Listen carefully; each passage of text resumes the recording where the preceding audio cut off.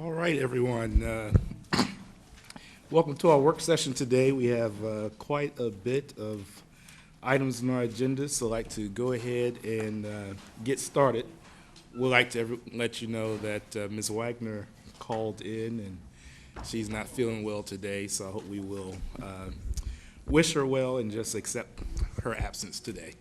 With that, we're going to go right ahead into our meeting. We're going to start with our Board of Distinction Professional Development area, and really just going to have an opportunity for Dr. Boone to share some thoughts that she has around family engagement, for us to share some of the thoughts with her that we've talked about as a board in terms of family engagement as well. All this to just begin to set up the process towards that family engagement policy that we've been discussing. So with that, I'm going to turn things over to Dr. Boone. Good afternoon, Mr. Jordan, members of the board, ladies and gentlemen.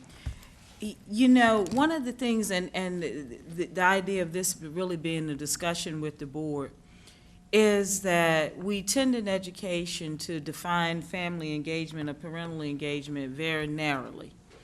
And sometimes the structures that we put in place are structures that assemble our own staff to attempt to represent what's happening with parent engagement.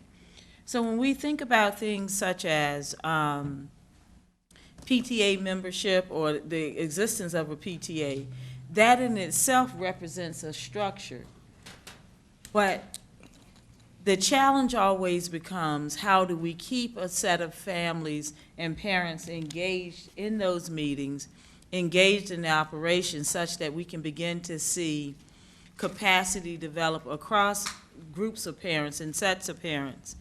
And so when we think about ways of engaging families, how do we think more broadly in terms of what does it look like to have an engaged family or parent in schools? You know, you all have heard me talk about and use the example before that if we define family engagement by the number of hours or times that a parent was in the building, I was not an engaged parent. And neither was my late husband, because we both chose to work full-time, so I didn't do school. I did school as my day job. I didn't do my daughter's school as day job.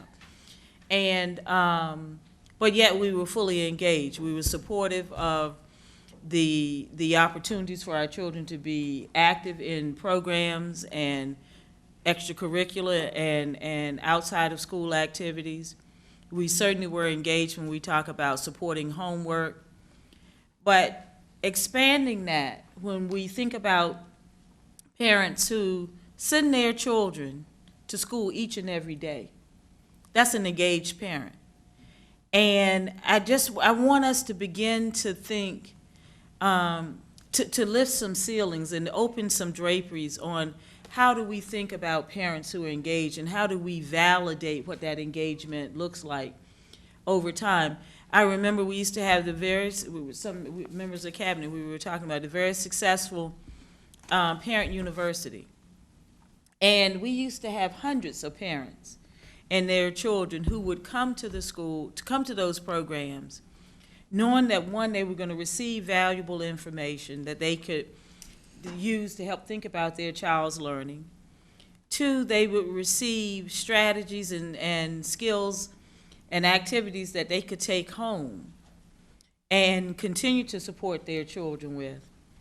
And the third thing is, it gave them a chance to be around the educational process outside of the school itself.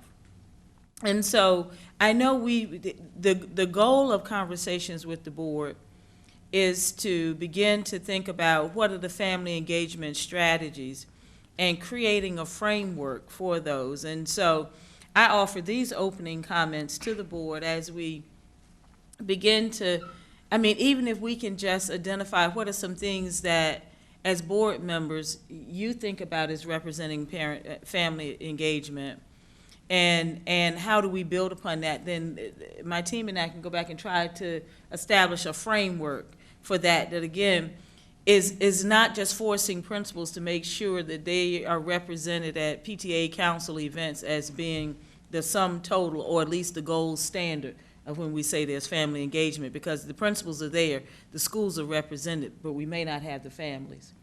And so our families show up at a lot of things. And I think there's a place, and we can certainly have conversations with principals too. How do they define family engagement from individual schools? Because it does look and feel differently across different schools. And so it would be interesting to see what have they been successful with, and what works for them in that realm. Any thoughts, comments? I mean, we've attended some sessions that Dr. Steve Constantino did from Williamsburg, James City. I know Dr. Robinson, I know since I've been on the board, and even before I was on the board, has always talked about the importance of being able to have families engaged and supportive and involved. So if there's some thoughts that you'd like to share from conversations that we've had in the past, or any new thoughts that you have, now's the time to help Dr. Boone and her staff to begin to shape a framework for us. Ms. Basine? One thing, I agree with what you're saying in terms of what family engagement looks like. It's not always PTA attendance. I know I'd be at fault for that as well, with kids in multiple different schools, and a lot of times school activities falling on the same night. But I do think that framing expectations is the other piece of it. That what does family engagement look like you said, from the principal's standpoint and the teacher's standpoint?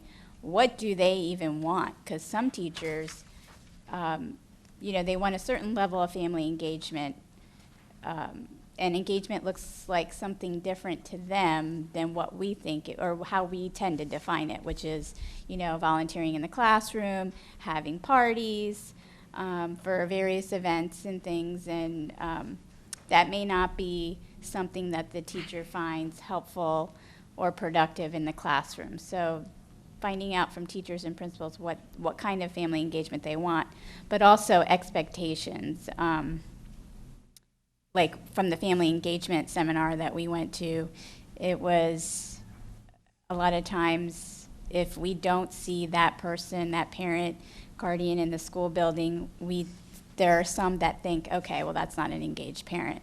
But what are the positive things that are happening at home that we tend to overlook? And I think that's something from an expectation standpoint or perception standpoint that we need to kind of set the tone for that, and say that that's okay. We see a lot of the good things that you are doing and reward them for that. So that's Dr. Robinson? I'm glad we're discussing this topic, because this is near and dear to my heart. In my brief teaching career, I taught in 3 separate school systems. I taught in a small town. I taught in a very affluent suburb of Atlanta, and I taught in an inner city school in Flint, Michigan. And I noticed that it was the trend, regardless of the situation or the reason. If the family was engaged, the parents were engaged, the child did much better. If they weren't engaged, it didn't matter what you did. All the programs, all the processes, it just didn't work.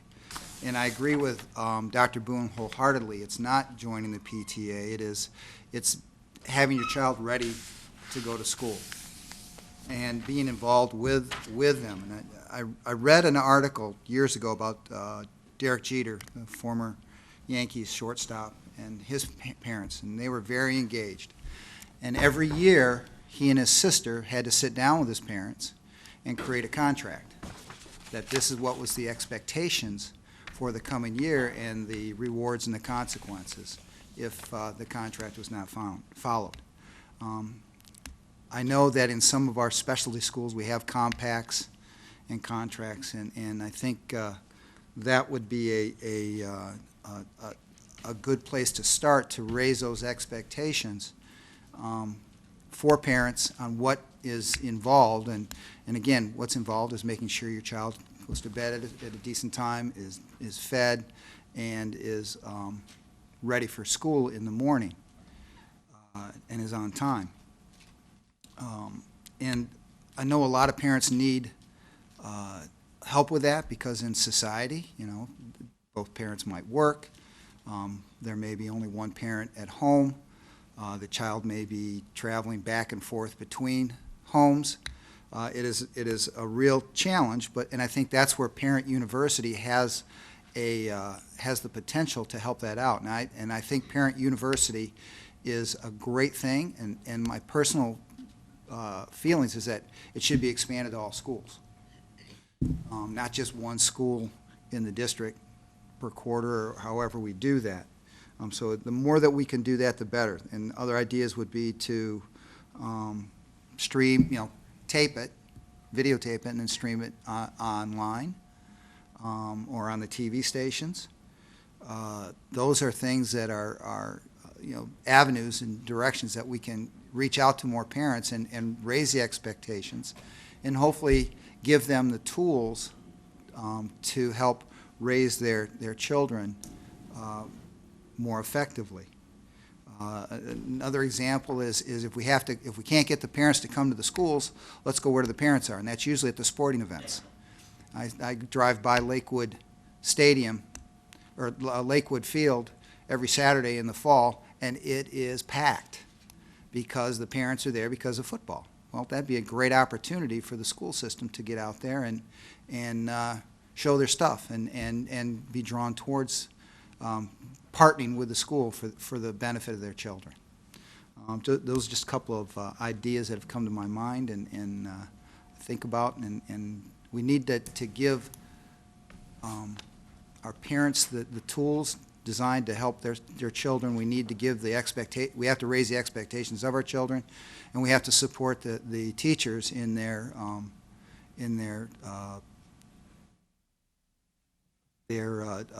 trying to reach them and guide them and move them forward. Reverend Haywood?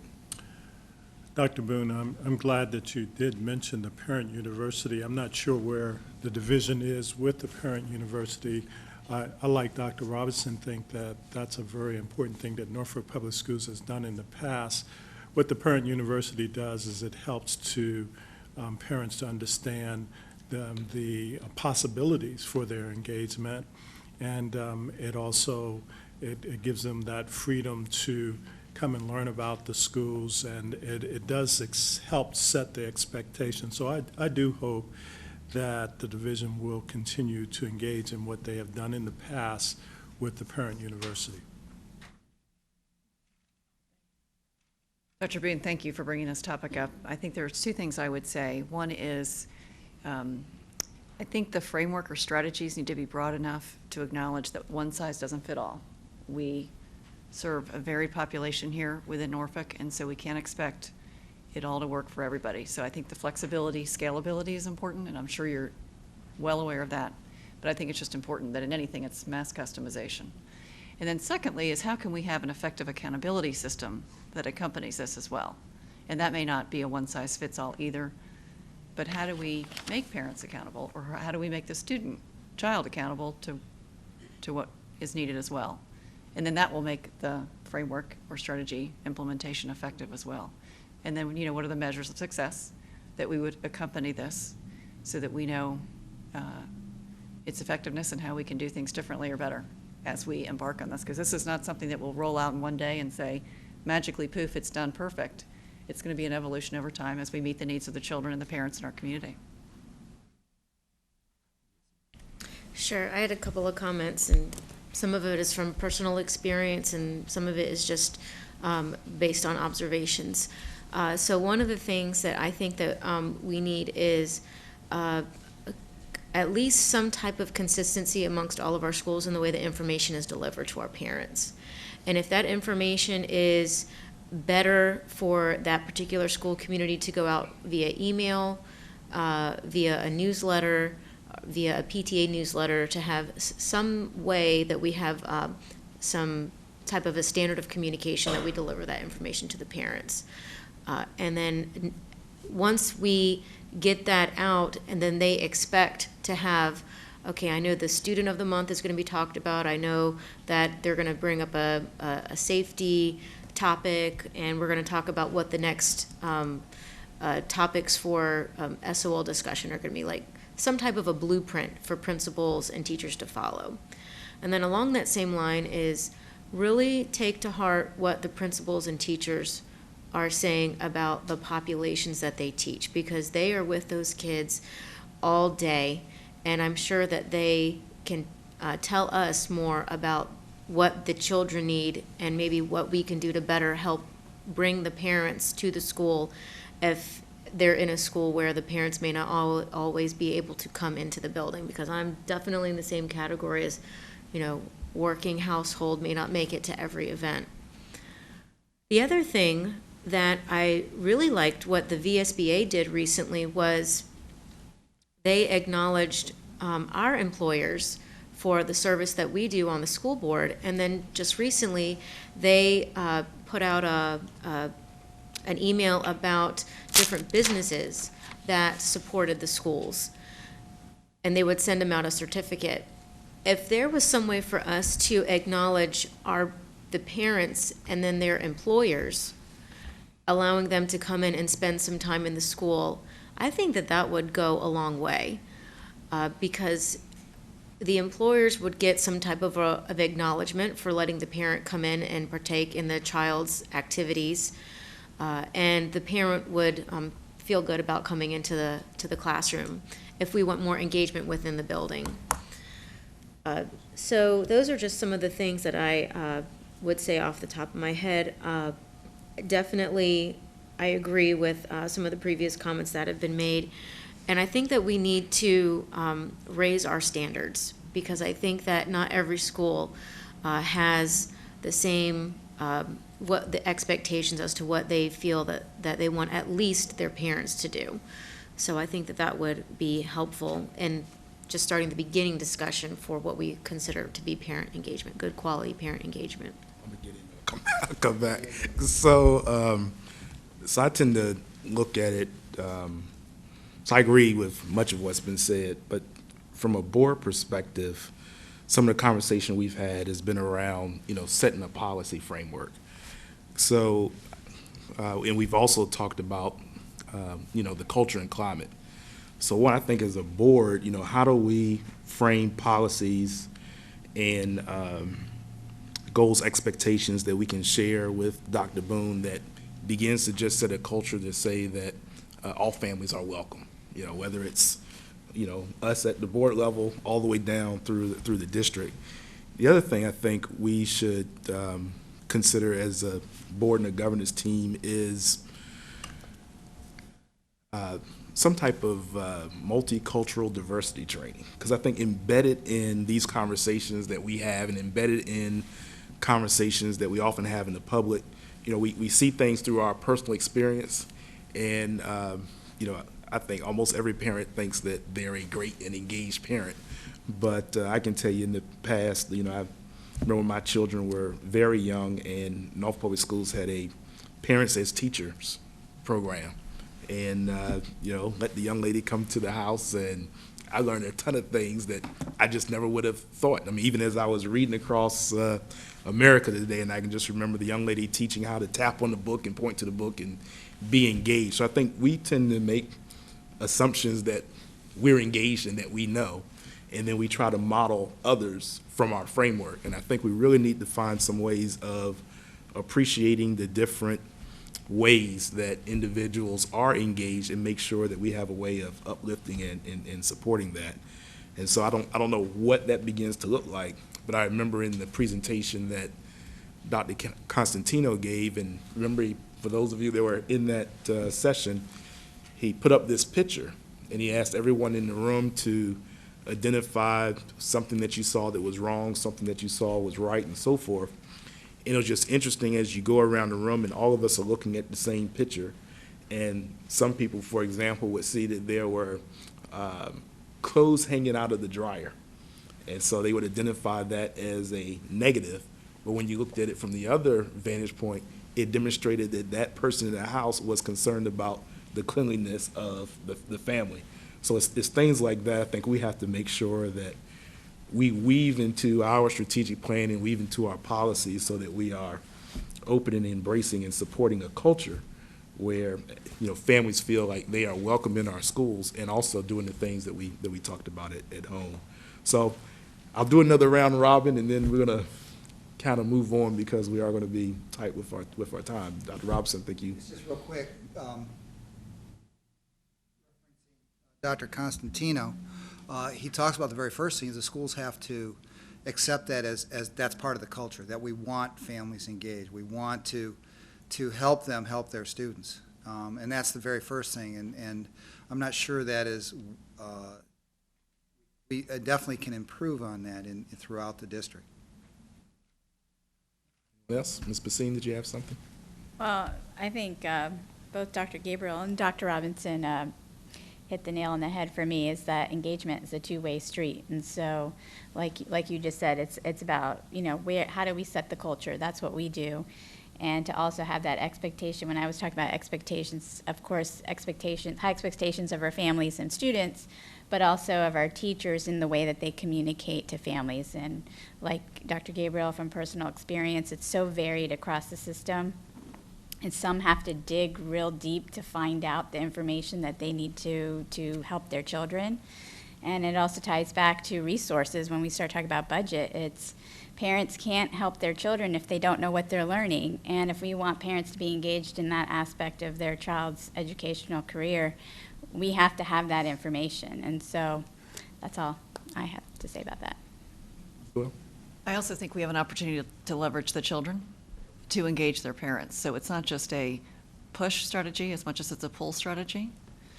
And then everybody's a part of the picture. What I'll say is that we don't have an option for failure.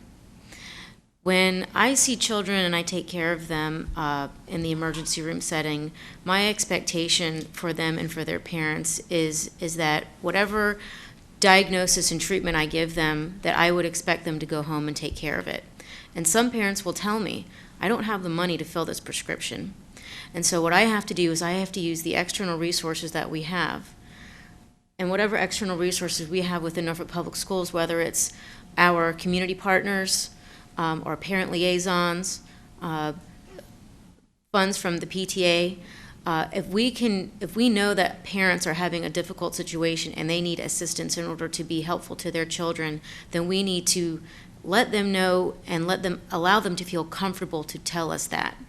So that way we can, in my situation, okay, let me get someone over here to get you a voucher so that you can fill your prescription, and then I know that your child will be taken care of. And so as long as we can work on that, as far as from a board perspective, policy perspective, I think that would be important to have that incorporated. Oh, do we help you? You did. Okay, all right. Thank you. And just a couple of comments. Broadening the conversation is very helpful, and it does get to that point of what we were saying. How do we make sure that the Norfolk Public Schools in total and collectively are welcoming to all parents, and welcoming in a meaningful way? I mean, what do we hear about colleges?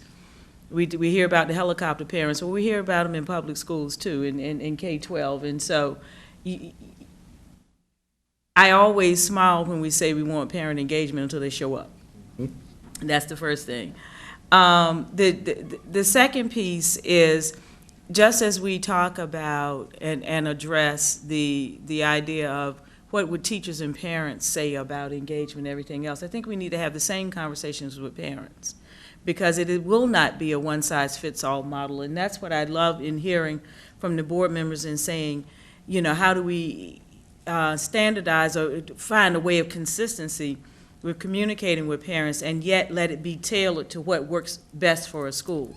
So we're not saying everybody has to do X just because that is a standard, but rather the standard is the expectation of consistency of communication, and how do we operationalize that in a way where we can show and demonstrate that it's happening. And I think that's critically important. And I think the comments about the parent university, and it was interesting you say by school. We used to do it as a district-wide. It was a very big affair. And so I would see it as being something that would support the entire district. Non-threatening, non-judgmental, but a place where parents can really learn about education, learn about community supports for children and families. And I think just the final comment I would make, it goes to the issues of the multicultural and diversity training. And I also it lends to that piece of the value system of all parents. And when we talk about engagement, we aren't necessarily talking about parenting training. Two very distinct pieces, because when we have a diverse and we value and celebrate a very diverse school district, we have to make sure that we value what is important in a parent's culture and heritage in terms of raising their children. But how do we, and I love the last part of what Dr. Gabriel was saying, how do we meet the parents where they are and help get them over those barriers that seem to prevent them from being as engaged as they would like to be and as we would like them to be for the schools. So I think the comments today have given me, and I'm quite sure my team, I saw them writing too, a great deal to think about as we come back with a solid framework in the future. One last thought that I had, having participated on several parent involvement, community involvement committees in the district over time, can we not come up with something that we will not implement? I mean, it's nothing more frustrating than to participate on something and then it go nowhere. So, let's make sure that whatever we do is something that we can actually implement and then, follow through on, because it can get. Very respectfully, I don't have the time for the other. All right, okay, good. I appreciate that very well. Anything else on this? All right, so next we have on our agenda the superintendent's report. So, Dr. Boone, that's you again. We looks like we're going to begin with But we'll begin with the budget presentation. budget presentation. All right. And I'll ask Dr. Thornton to come up and get us started. Let me do a few opening remarks. First, I want to thank Dr. Thornton, Ms. Rhonda Ingram, Ms. Sabrina Ellis, who recently left us, and all in the finance department for many, many hours of supporting the development of where we are with this proposed budget at this point. It is a yeoman's task, and it's a significant part of our work. And when we get to the point of this initial budget presentation today, it represents many months and hours of conversation and thinking about where do we get there. And the document itself represents the work that we put together, but it pales in comparison to the conversations we've been having about how do we build a budget that is designed to meet the instructional and support needs that we have for our district and what we're doing with that. So I want to give that appreciation, and I also want to give the caveat that hopefully this will be one of the last of our very, very tough budgets, I'm hoping, because we're doing some things, recommending some things in this budget that will move us to a different infrastructure in a different place. We've been using large numbers, large dollar amounts of one-time funding, and this budget represents getting out of building a budget on soft dollars. And so that's a significant piece, and because of that, we don't see the level of growth in this budget. Two things are impacting us: replacement or moving away from those one-time funds that were used to shore up this year's budget and previous budgets, as well as declining enrollment. So those two things are really hitting us hard. But we're hopeful that fixing that structural piece of the significant utilization of one-time funds will lead us in a path going forward, and where where we have much stronger budgets in the future. I know this has been a goal that Dr. Thornton has been working with the board with for the last several years, and how do we back out of building the budget on those one-time funds. So I'll turn it over to Dr. Thornton at this point for the actual presentation, and then we'll continue discussion. All right, thank you, Dr. Boone, and Chairman Jordan, school board members, good afternoon.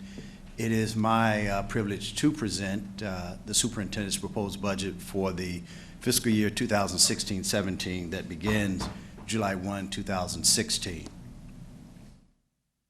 As Dr. Boone mentioned, you know that the budget process is a year-round process, and of course, Dr. Boone came on board December 1, so she pretty much had to hit the ground running with us on budget.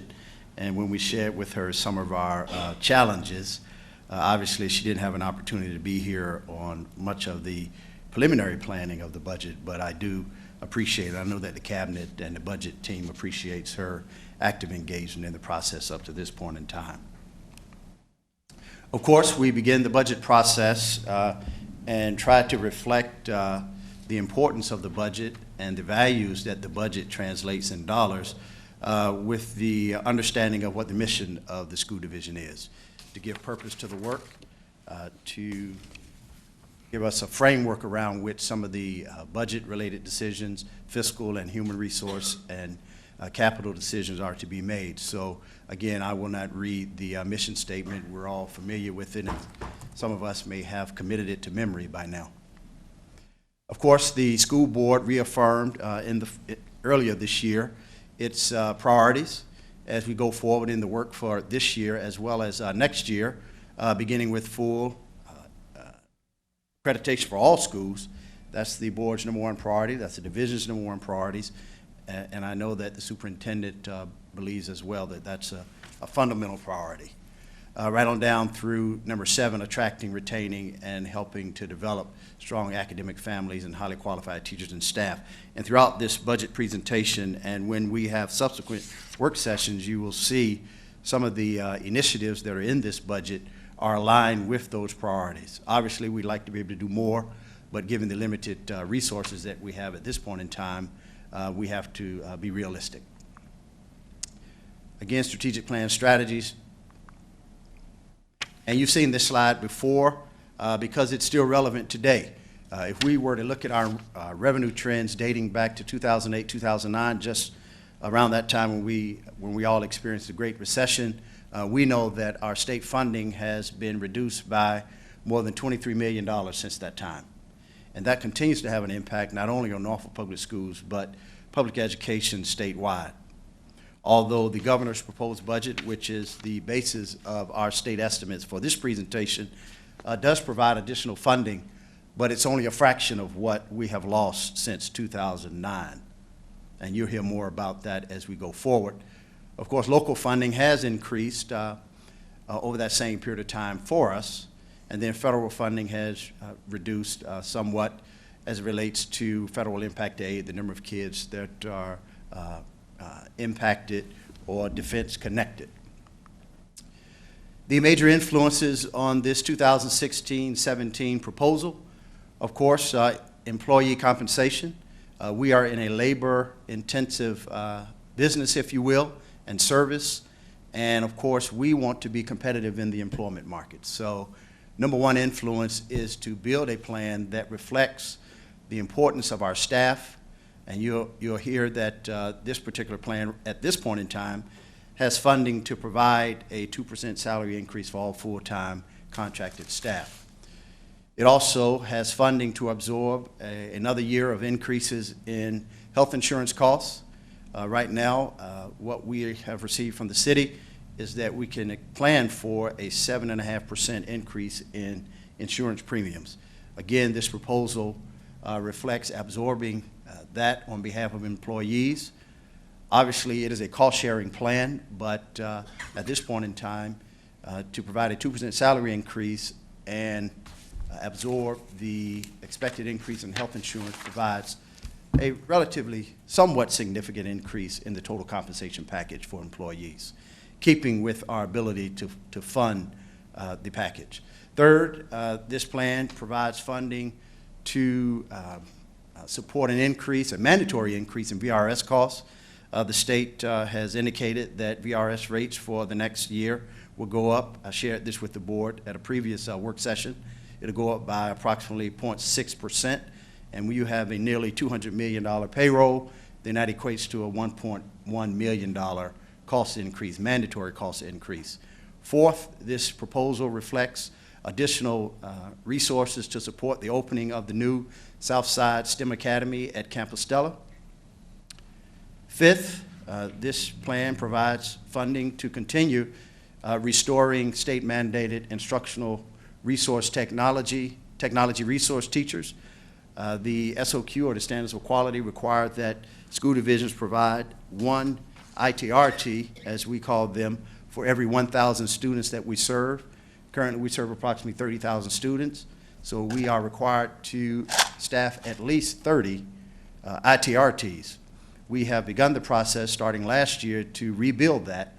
Formally, before the recession, and prior to my being here, we were fully staffed as it related to that mandate, but one of the cost-cutting strategies, if you will, but we know it has long-term implications, was to eliminate or reduce significantly the number of ITRTs. So we have to rebuild that. Currently, we have 10, and this proposal includes adding another 5 to bring us to the halfway point of the required 30.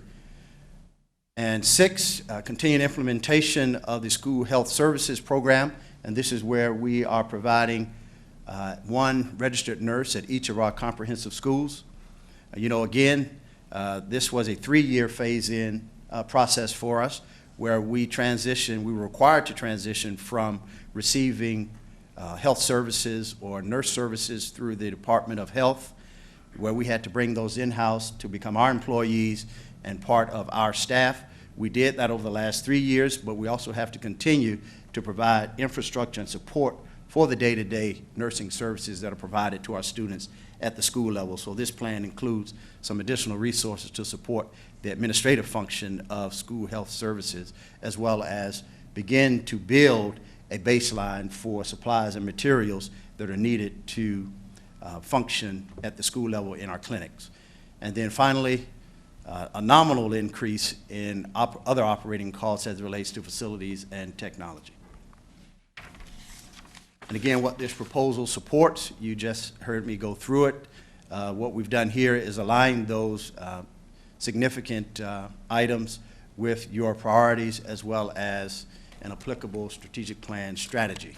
We're not focusing on strategic plan here, but it's really intended to focus around the board's reaffirmed priorities. So I won't go through those again. And what this proposal does not include, there are only 2 bullets here, but we could probably have 4 or 5 slides to indicate what this proposal does not include. And you'll hear more about that as we get into more work sessions and as we begin the process for planning next year's budget, and perhaps, as Dr. Boone has indicated, really taking a multi-year look at what the needs of the division are, not isolated to facilities, but as well as operating needs and programmatic needs. But here, listed for you, what this proposal does not include, it does not include a reduction in Tier 1 instruction. I think that you've heard our focus needs to be acutely on Tier 1 instruction, that instruction that takes place every day in the classroom. So we've tried to build a proposal that is reflective of preserving that value. Some would argue, as you see some of the reductions there, if we're holding true to that, but given some of the fiscal realities that we're facing, we believe that fundamentally we are mitigating the impact on Tier 1 instruction while dealing with our fiscal realities. And second, this funding proposal does not include at this point in time funding for preschool transportation services. And again, this will be an item that we would discuss with the board further at your work session, perhaps next week or the following work session.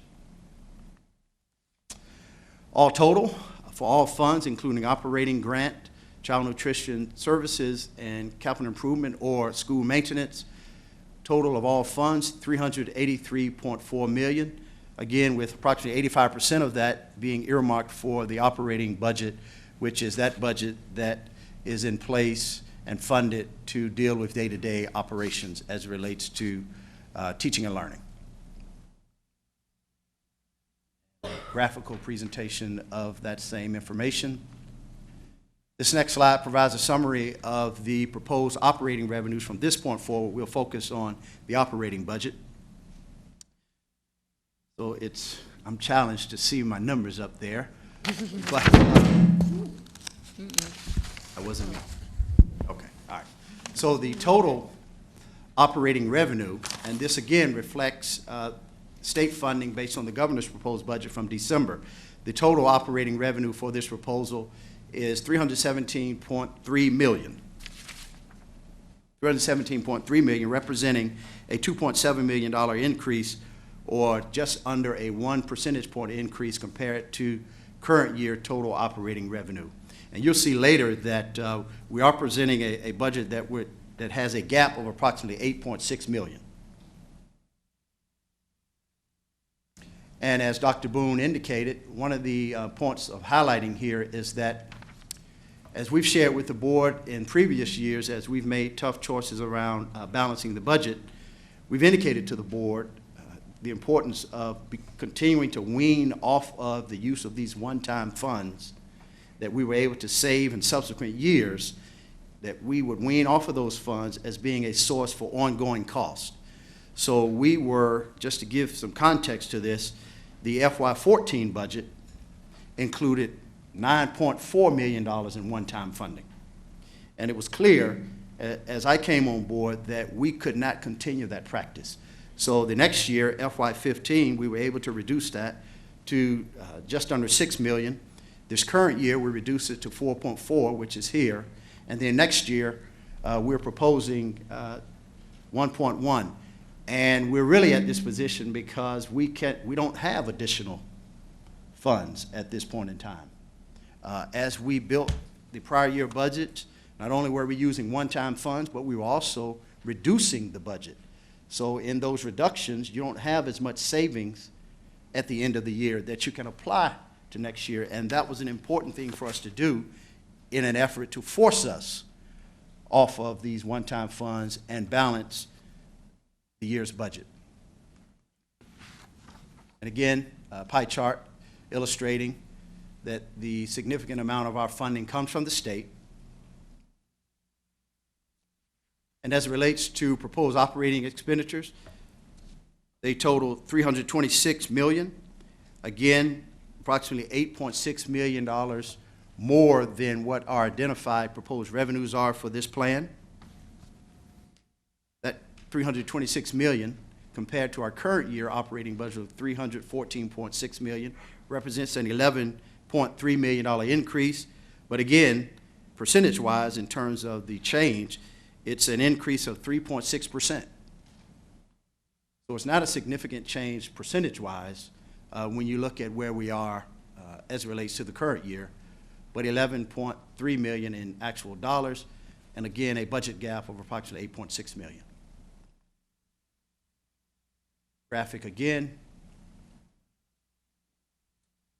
And these next several slides provide a document that you are familiar with that provides a little more detail as to some of these significant changes, both in revenues and expenditures, that make up this budget proposal.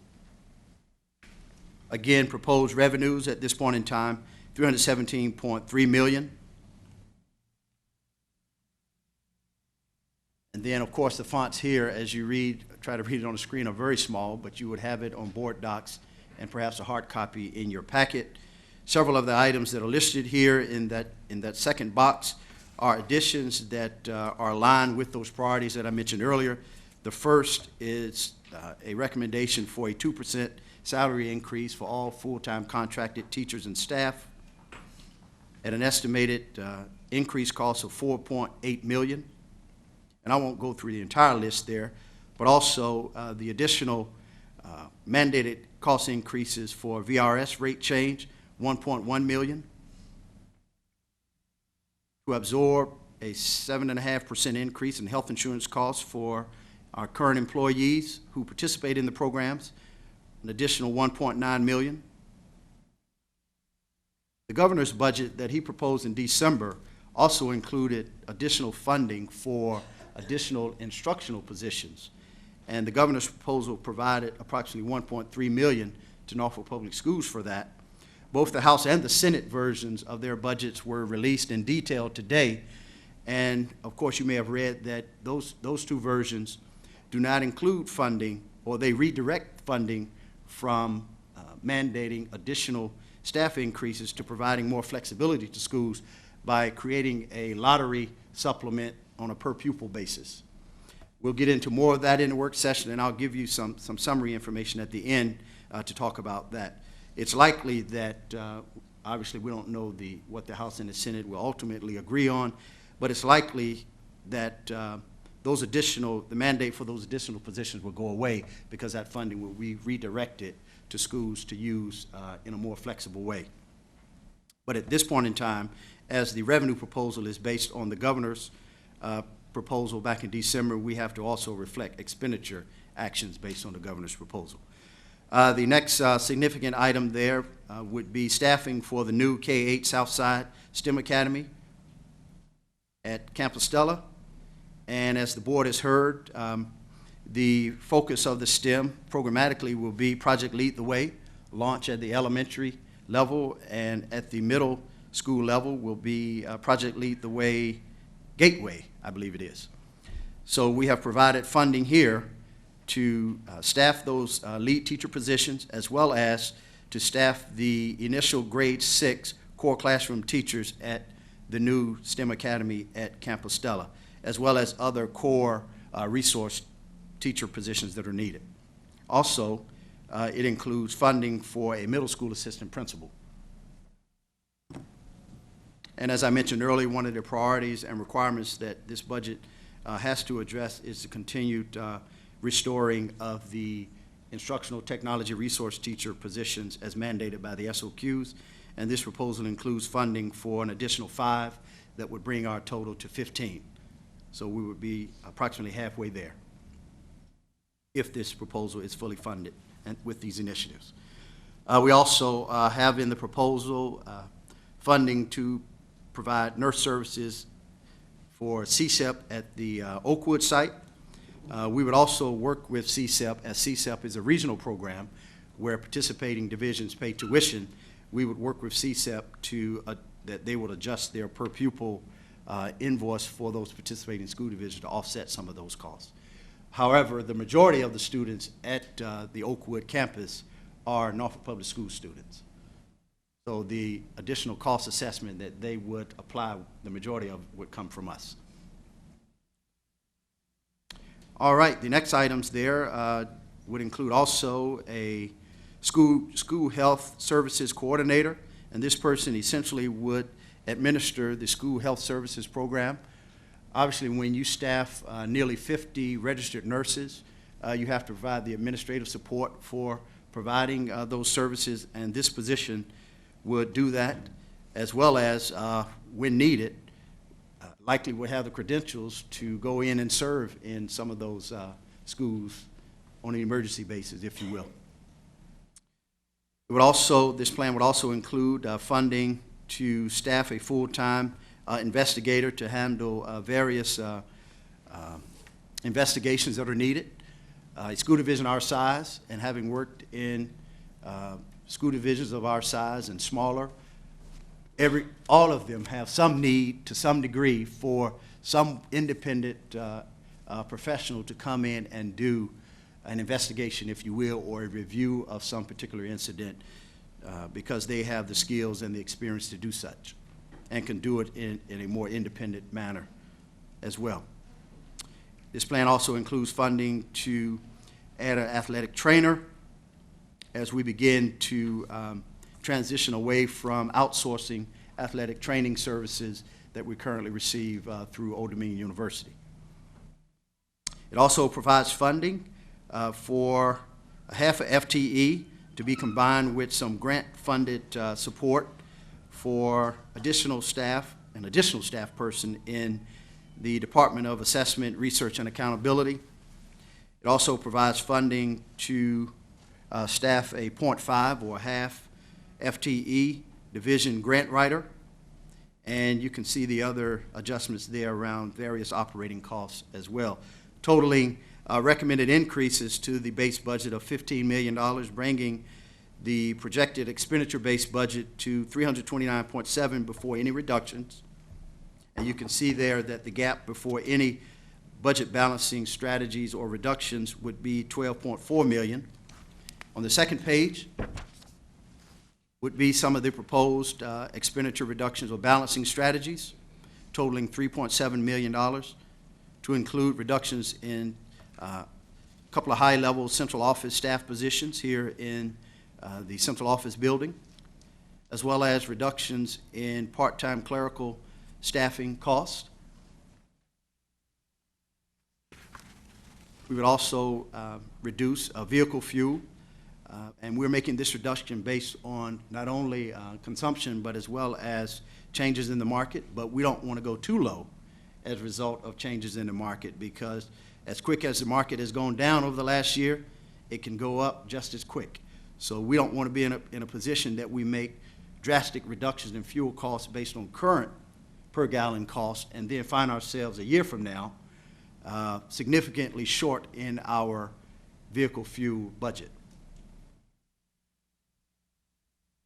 All right, it also includes an elimination of reading and math specialist positions at the middle school level for our comprehensive middle schools, totaling 12 FTEs. You'll recall that 3 years ago for the FY14 budget, the budget funded 80 reading and math specialist positions, one of each at each of our elementary and middle schools. Again, that was 2014, and that same year where we were using $9.4 million in one-time revenues. This proposal also includes a reduction and realigning of reading and math specialists at the elementary level, a total of 10 positions from 68 to 58, as well as a reduction and realignment of middle school quality education, or MSQE, teaching positions at middle schools from 27 to 19, and a realignment of elementary school staffing with recent and forecasted enrollment change. As you know, we continue to experience moderate enrollment decline. So each of the last 3 years, we have adjusted staffing to maintain the same per pupil-teacher ratio while reducing the number of staff. As enrollment goes down, we can realign and reduce the number of staff positions while maintaining the same PTR. And with this realignment at the elementary level, our overall K-5 pupil-teacher ratio across all of our schools, K-5 at elementary, would remain 19.6 to 1. Now, obviously, at some of our schools, we have PTRs as low as 18 to 1. Depending upon the economic need of that particular school, we can have kindergarten classes as low as 17 to 1. But overall, K-5 class size average would remain 19.6 to 1. And again, these adjustments do not factor in the additional staff and compensatory or supplemental staff that is provided through Title I. Additional supplemental staff that's provided through Title II class size reduction.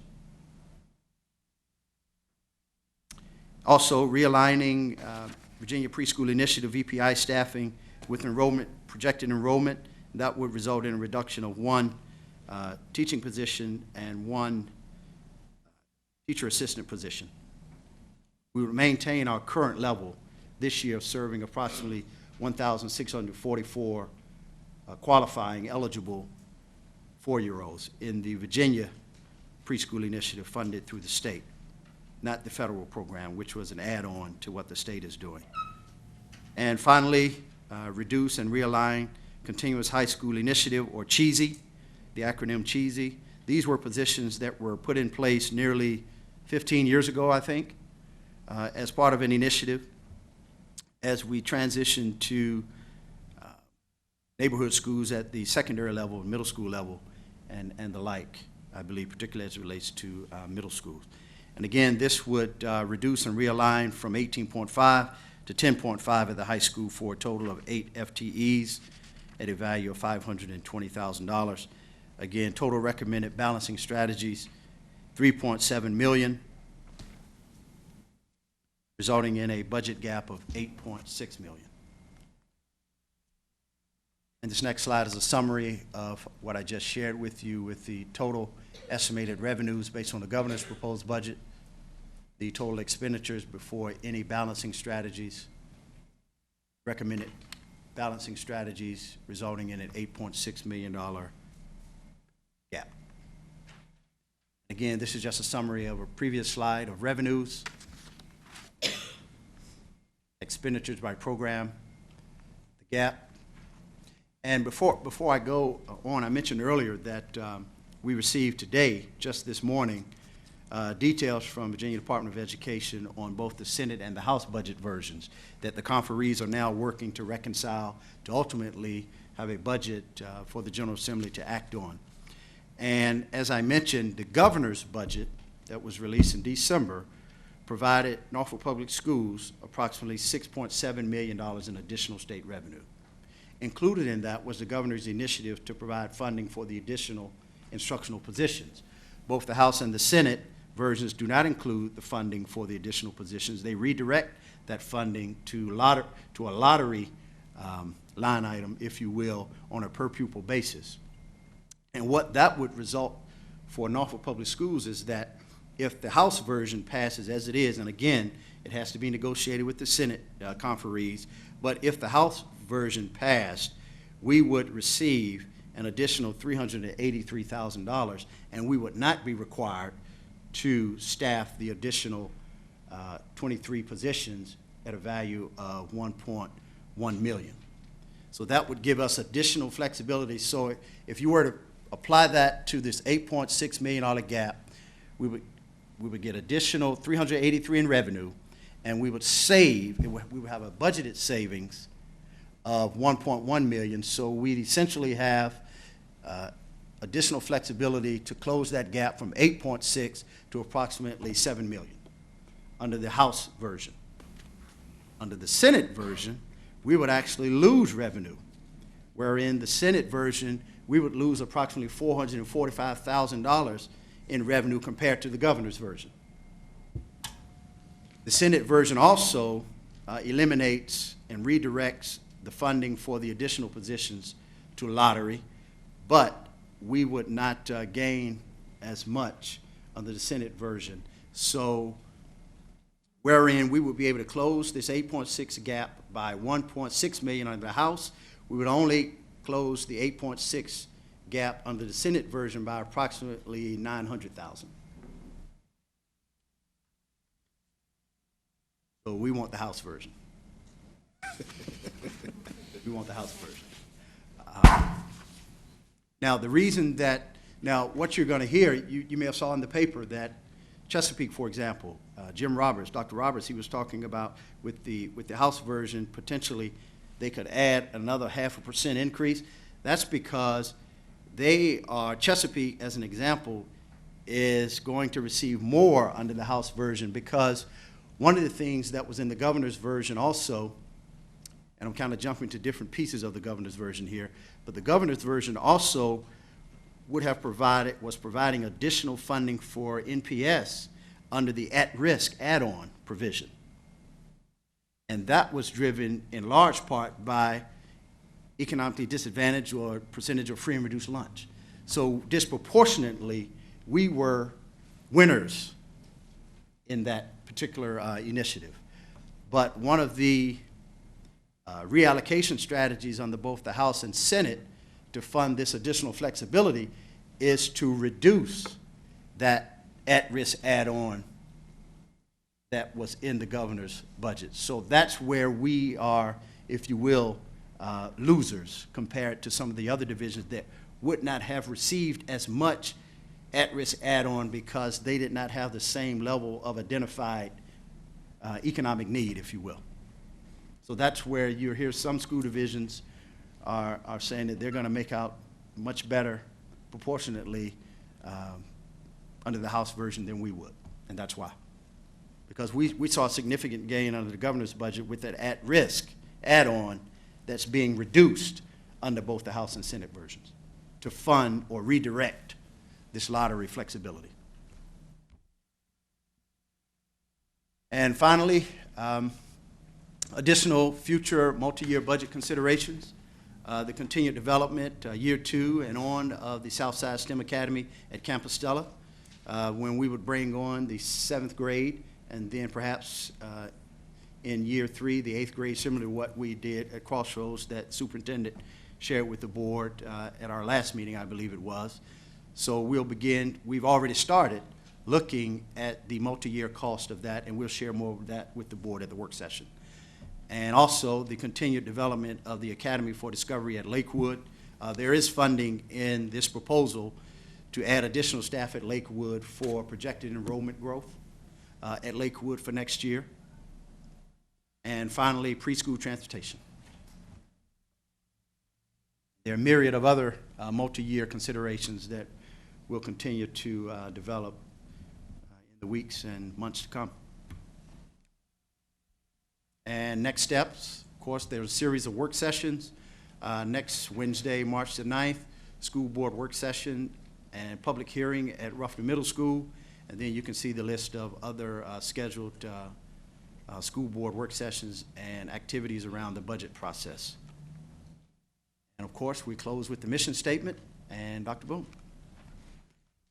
Thank you again, Dr. Thornton and Ms. Ingram and all who've been part of this work. You see, we've had some significant challenges in terms of even getting it to still having an $8 million gap.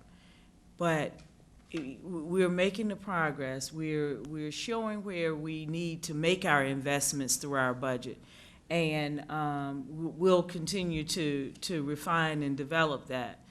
Again, wanted the board to, as we're mapping out the cost of additional programs or revised programs, such as the Academy for Discovery Learning at Lakewood and the Southside STEM Academy at school at Campostella, making sure that the board will have those full, that map across time. That was something that wasn't available to me. We didn't necessarily have because, again, the program had been stood up at Lakewood, but we didn't have the full mapping. We now have a sense of what that will look like over the next couple of years, the next 3 years to get that to full capacity. And the same thing, we'll do the same thing with the Campostella program.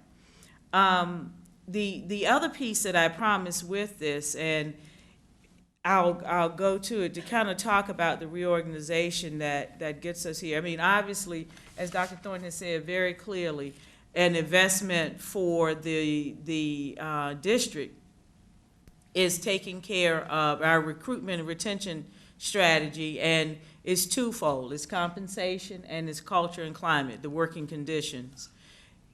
The working conditions piece, we're well into that, is what I said initially with the lesson plan format, shifting and what we need to do to address that. It's also in place with other aspects of the work of what we're doing. And then, as you know, the board, we're working on developing an RFP for a pay and compensation study to help us figure out where we are in the market and then what adjustments should we be making based on market share, and then mapping that out for the board going forward. In addition to the financial piece, I indicated to the board that I would provide as part of the budget what I'm calling phase 1 of district reorganization at the central office level and district level. And yesterday, March 1st, represented the beginning of my 4th month here. So we've talked about accomplishing a lot. This is where we are to this point in terms of some district realignment. And it shouldn't be any real surprises here as I've been talking with the board publicly about some areas of how we need to do business to better support our children and schools and staff. And so I see this initial piece of central administration reorganization to reflect some movement that we need to make sure we have in place for July 1. I've talked a lot about the need for supporting children and families, and I've included in this budget an executive director for interagency collaboration and wraparound. This position will serve the collective district focus on on our military children and families, the various community organizations that are supporting our schools, and this is a position that will be staffed with an individual who has very strong instructional background, because this isn't just about doing things. This is about what do we need to have in place to make sure that we're closing those instructional and achievement gaps that are outside of the teaching and learning program. This position will also, and so this is, when I talk about the first phase, you don't see all of the responsibilities that are in this. Those layers are on this way, but I want you to see the big framework on this. We will be realigning some of the responsibilities that are currently in student support services. We will be realigning some of those that will fall and make most sense under this interagency collaboration and wraparound, and will allow student support services to reframe its primary focus on enrollment, school enrollment, school attendance, discipline, behavioral supports across the district. The idea is to be able to get some of that work in a place that makes the most sense, and to allow deeper focus and concentration on that. Interagency collaboration and wraparound will assume some of those additional responsibilities, again, that align with this piece of making sure that Norfolk Public Schools has an active and visible seat at the tables for the organizations and across the city that are supporting us. And we know we currently have a Department of Defense education grant to support our military families, and the primary work of that is currently being led by Dr. Karen Bailey and Assessment, Research, and Accountability. And there's a huge data component, and so that is the right place. But supporting our military children and families will be an integral part of this particular position. Again, what are those things that we need to wrap around the core instructional program to make sure we're successful? Eliminating the Chief of Staff position. And in this reorganization, I'm also eliminating the Executive Director for School Improvement. School improvement is not an event, and the state and I have had these conversations about the difference in how I approach school turnaround versus their focus on improvement to get to a certain bar. And so what I'm doing here is the executive directors will carry the responsibility for school improvement, supporting the chief academic officer and the content folks. Not having an executive director of school improvement, the current staff, those positions in school improvement will be supported with the executive directors and the framework for improvement, as well as we think about our schools who are supporting our schools who are newly reconstituted, any of those who are accreditation denied, and overall district improvement. This is not a one-to-one alignment, so it won't be one school improvement person per executive director. You know, it's funny trying to draw the lines to make it show that way. But again, not having the executive director of school improvement, but moving the school improvement function under the executive directors as we think about this work makes sense. Also under the chief academic officer, of course, the executive director of curriculum and instruction. And again, all of the layers that have to come beneath this, but this is where you're very familiar. This is where our content coordinators all rest. English, math, science, history and social studies, art, music, PE, foreign language. All of those will emerge under the executive director for curriculum and instruction. And then we continue with executive director for assessment, research, and accountability, student support services, learning support or special education. We still will be working and fixing these names to reflect what we do. Senior Director of Career and Technical Education, and enhancing, upgrading the position for federal programs in early learning from a senior coordinator to a senior director. In this first phase of the reorganization, both the Executive Director of Human Resources and the Senior Director of Communications, along with the Executive Director of Interagency Collaboration and Wraparound, will be direct reports to the superintendent. At this point, we're not presenting any substantial changes within finance and operations. As the board is very, I've stated to the board any number of times, my initial focus was overall district operations efficiency and effectiveness and what we needed to do in academic affairs or teaching and learning. And so I wanted to provide this amount of detail to the board in this initial phase of reorganization as we think about the budget, because, again, we showed some reductions, some shifts in order to bring our expenditures in line with our anticipated revenues. And I saw this as being a significant piece of the work and will continue in reorganizing within the two main areas of the district, and that's academics and finance and operations. So I think with that, Mr. Chair, we have concluded the superintendent's report. Okay, so, our process, we have a work session next Wednesday, and so that's when we'll really have an opportunity to come back with questions and thoughts and suggestions. So we will receive this today, and then we'll have time to prepare our questions or ideas or recommendations, and then be prepared for a full-throated discussion next week, followed by the public hearing. And so, Dr. Boone, I take it this information will be available on the website, be available in buildings and schools, and so that the public will have an opportunity to review it and be prepared for comment, whether online or in person next week. Is that correct? That is correct. On the website. It will be on the website tomorrow.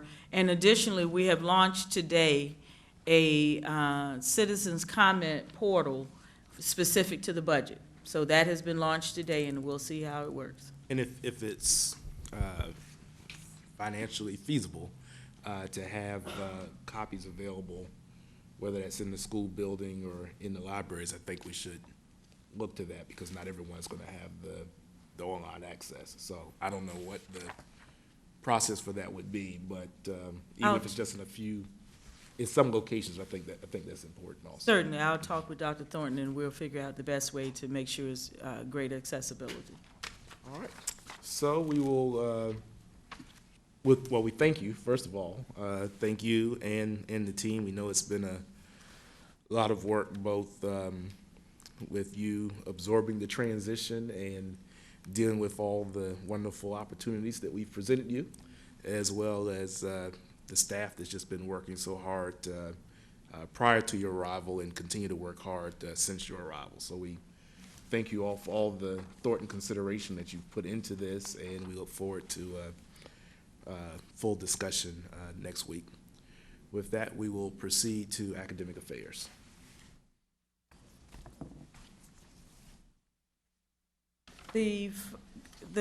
As Dr. Rogers comes forward, we wanted to provide, that's on the board map, yeah, okay. We want to provide an update to the school board on the work of the Office of School Turnaround and Improvement, and looking in general as to what we're doing. And I think it, again, will represent a great deal of work that has gone on, but why we need to have a different alignment as it relates to how this work goes forward. Because, again, it's critically important that we create a seamless alignment of expectations, supports, and resources so that all of our schools can improve. And so I'll turn it over to Dr. Rogers now and introduce all who will be supporting him in the presentation. Thank you, Dr. Boone, Chairman Jordan, and school board members. I am excited to come to you today to provide you with an update of the Office of School Turnaround and Improvement. So, as you know, the Office of School Improvement and Turnaround has been in place for about a year and a half. They're about midway through their existence in Norfolk Public Schools, and as such, the team of three, Dr. Stapleton, who is to my left, Dr. White, and Mrs. Stewart, are also here in support of the update as well, have been working closely with the Virginia Department of Education, with our school leaders, our teachers, as well as members of our lead turnaround partners to help our schools improve, those that need to improve. And just as a reminder, in November of 2015, we did provide you with a brief update on the progress of the Office of School Turnaround and Improvement, and that update involved information regarding the 7 turnaround principles, as well as the other work that had been taking place throughout the school division as it relates to the work with the Virginia Department of Education. Particularly at that time, we had just really gotten hot and heavy into our ARP sessions, the aligning academic review and performance evaluation, as to which all of our schools participated in that, including our principals as well as some of our assistant principals. We also provided you an update on our 5 priority schools: Campusella, Chesterfield, Jay Cox, James Monroe, and Lake Taylor Middle School, as well as some information regarding our 2 focus schools, which are Tanners Creek Elementary and Ruffner Middle School. Much of the work of the Office of School Turnaround and Improvement does involve taking a look at ongoing data analysis and determining the support that they are to provide to the schools who they work with. That support does involve monitoring InduStar reports, as well as monitoring the progress of the essential actions that were agreed upon between Norfolk Public Schools as well as the Virginia Department of Education. In addition to that, they do provide on-site leadership coaching with our school leadership teams. So this afternoon, Dr. Rory Stapleton, who is one of our school improvement administrators, is going to provide you with an update on their work to date, recognizing that it is still a work in progress. And again, much of the work that they do is reliant upon continuous analysis of data to determine the support structures that are needed in the schools that they work with. So without further ado, Dr. Stapleton.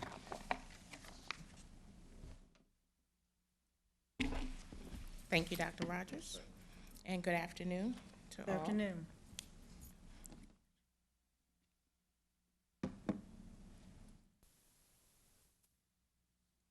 I'm going to be sharing with you a bit about the accreditation update, our OSTE goals, and about lead turnaround partners that serve our schools. This summer, applications were submitted for the 5 schools listed on the slide. Previously known as conditionally accredited, the new accreditation rating is referred to as partially accredited reconstituted. The rating of partially accredited reconstituted means that a school failed to meet the requirements for full accreditation for 4 consecutive years. We felt that the schools listed here were on an upward trajectory regarding their academics. And so based on their data that demonstrated progress in students' achievement, they received the rating of partially accredited reconstituted schools.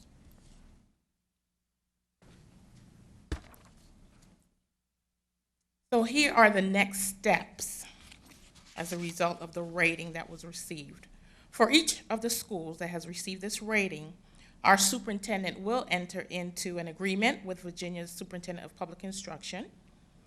The agreement will detail essential actions pertinent to the areas of deficiencies. The essential actions are put in place to strengthen the areas of weaknesses and to improve overall student achievement. The process of reviewing and creating the new essential actions will be a collaborative effort that will include various stakeholders, and this is slated to be completed in the spring.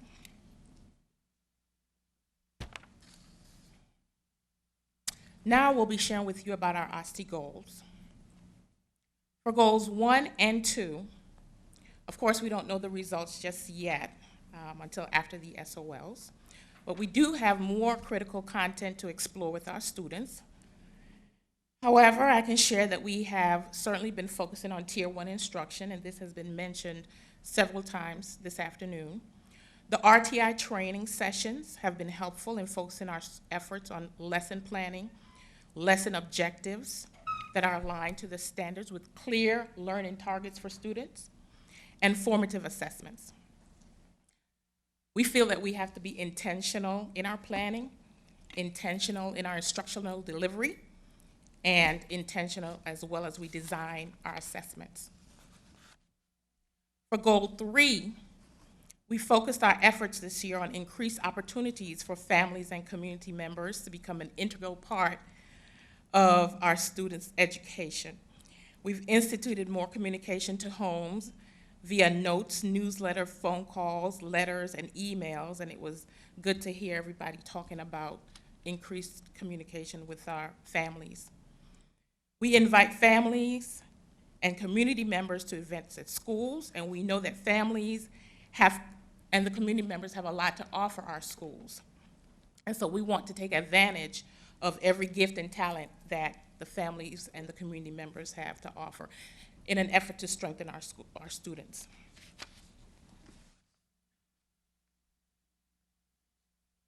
For goal 4, you'll see that the current data indicates that 3 out of the 5 priority schools have reduced the number of student disciplinary infractions by 10%, and this is up to this point. Please note that these are disciplinary infractions that were sent to the office and documented in Synergy. Also keep in mind that some students received multiple infractions. We've not yet included the results of these disciplinary infractions. So the results could have been anything from a conference, may have been a detention or a phone call home, such like that.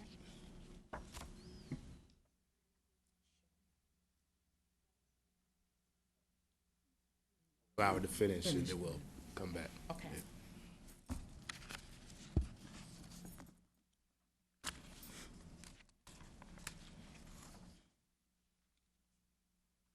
For goal 5, the work of the Office of School Turnaround and Improvement centers on on-site services, included but not limited to, of course, walkthroughs that we conduct, feedback that we offer to teachers, to the principals, principal coaching, professional development sessions, data meetings, leadership team meetings, grade level and content meetings, and other type coaching sessions, and of course, reports. And so I just wanted to know in the box on the screen as well, up until this point, 100% of the OSCE staff have provided on-site services to our school, an average of 12 days per month.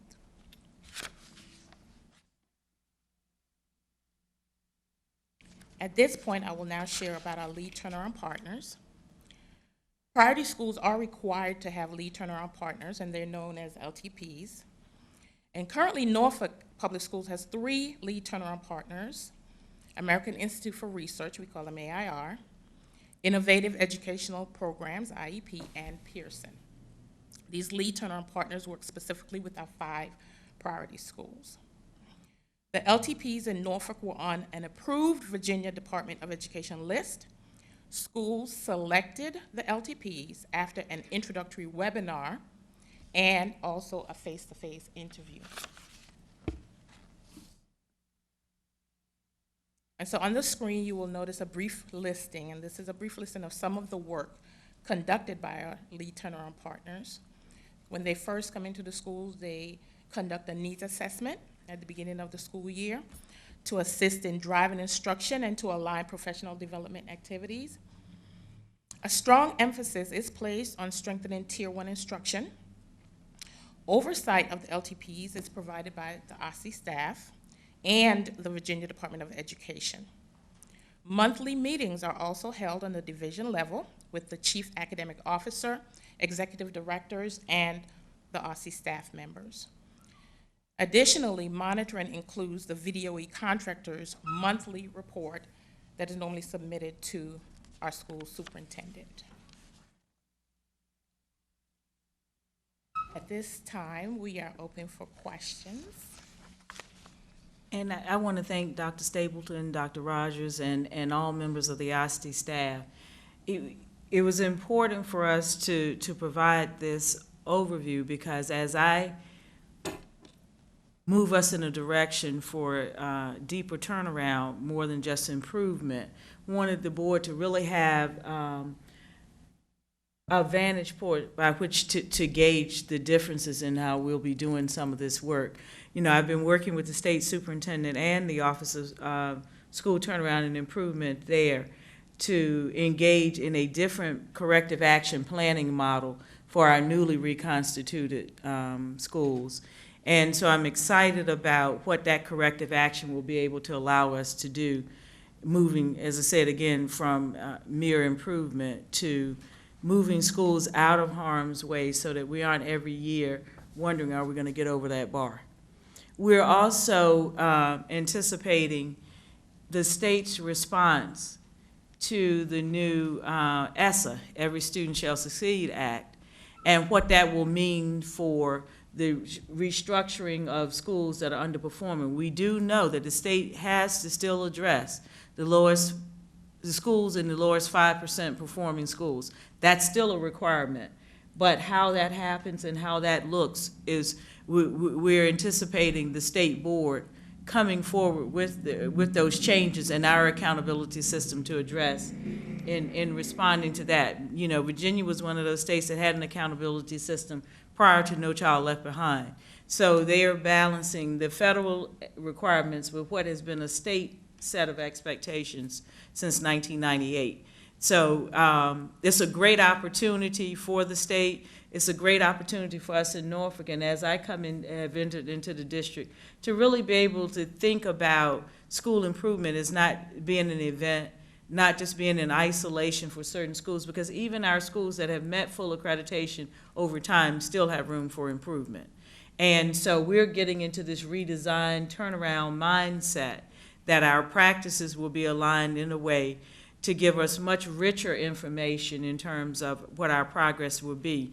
And so we're excited to be able to continue the work with the State Department and with the Office of School Improvement team members that are here as we build this out going forward. So we'd be glad to have discussion or answer any questions that the board may have. Dr. Gabriel. I have one question about the data that's on the slide on goal 4. When you were mentioning that we have documented here the number of infractions, is that per student or total infractions? These are total infractions thus far, and Okay. some of these infractions are from some of the same students. So it's not an unduplicated by student count. This is the total number of actual referrals, documents that have been documented sent to the office that warranted action. Under the OSTI goals update, I know that you are reporting on what has been done thus far. Would you want to change the goals that we have right now based upon the new direction that you're setting? No, it wouldn't be wise to change goals midstream. This will certainly give us another baseline year as we think about how we go forward and how we approach it. These are the goals, I mean, and they're realistic, greater than or 10 percentage points, because they may be stretch goals in some places, but they represent where we need to get to. And so if we don't put the stretch goal in there, you know, we will never see what that journey looks like. For me, it's the goals represent one set of expectations. The challenge for me has been what the state has encouraged us or supported in our development of the corrective action plans and the work of the school lead turnaround partners. Is where I'm shifting Okay. how we get there. So I guess my question is, like, for example, for goal 3, where we talk about improving parent and community involvement, how do we know that we're having success in that goal?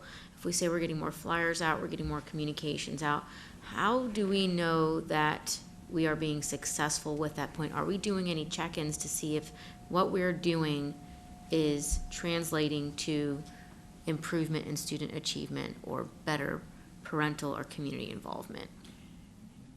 Let me just say that initially when this goal was created, as we chatted with the principals were a little bit disheartened at the number of family members that would come to the school for events, just as our conversation was this morning.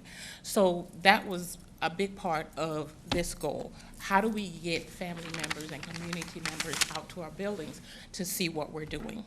And I'll do. And I think, again, the metrics around this, the goal itself didn't really lend itself to metrics. It just says we'll improve parent and community involvement by equal to or greater than 10% as measured by parent responses on the parent survey. So we aren't there yet in terms of what the metric will be. We're hoping to see the 10%, but I don't know if we, honestly, if we're evaluating by school the actions that they put in place to garner that increased parental involvement, I don't know how those are being measured throughout the school year. One of the ways as I recall, is as the principals talked about the number of individuals that came to events at the schools.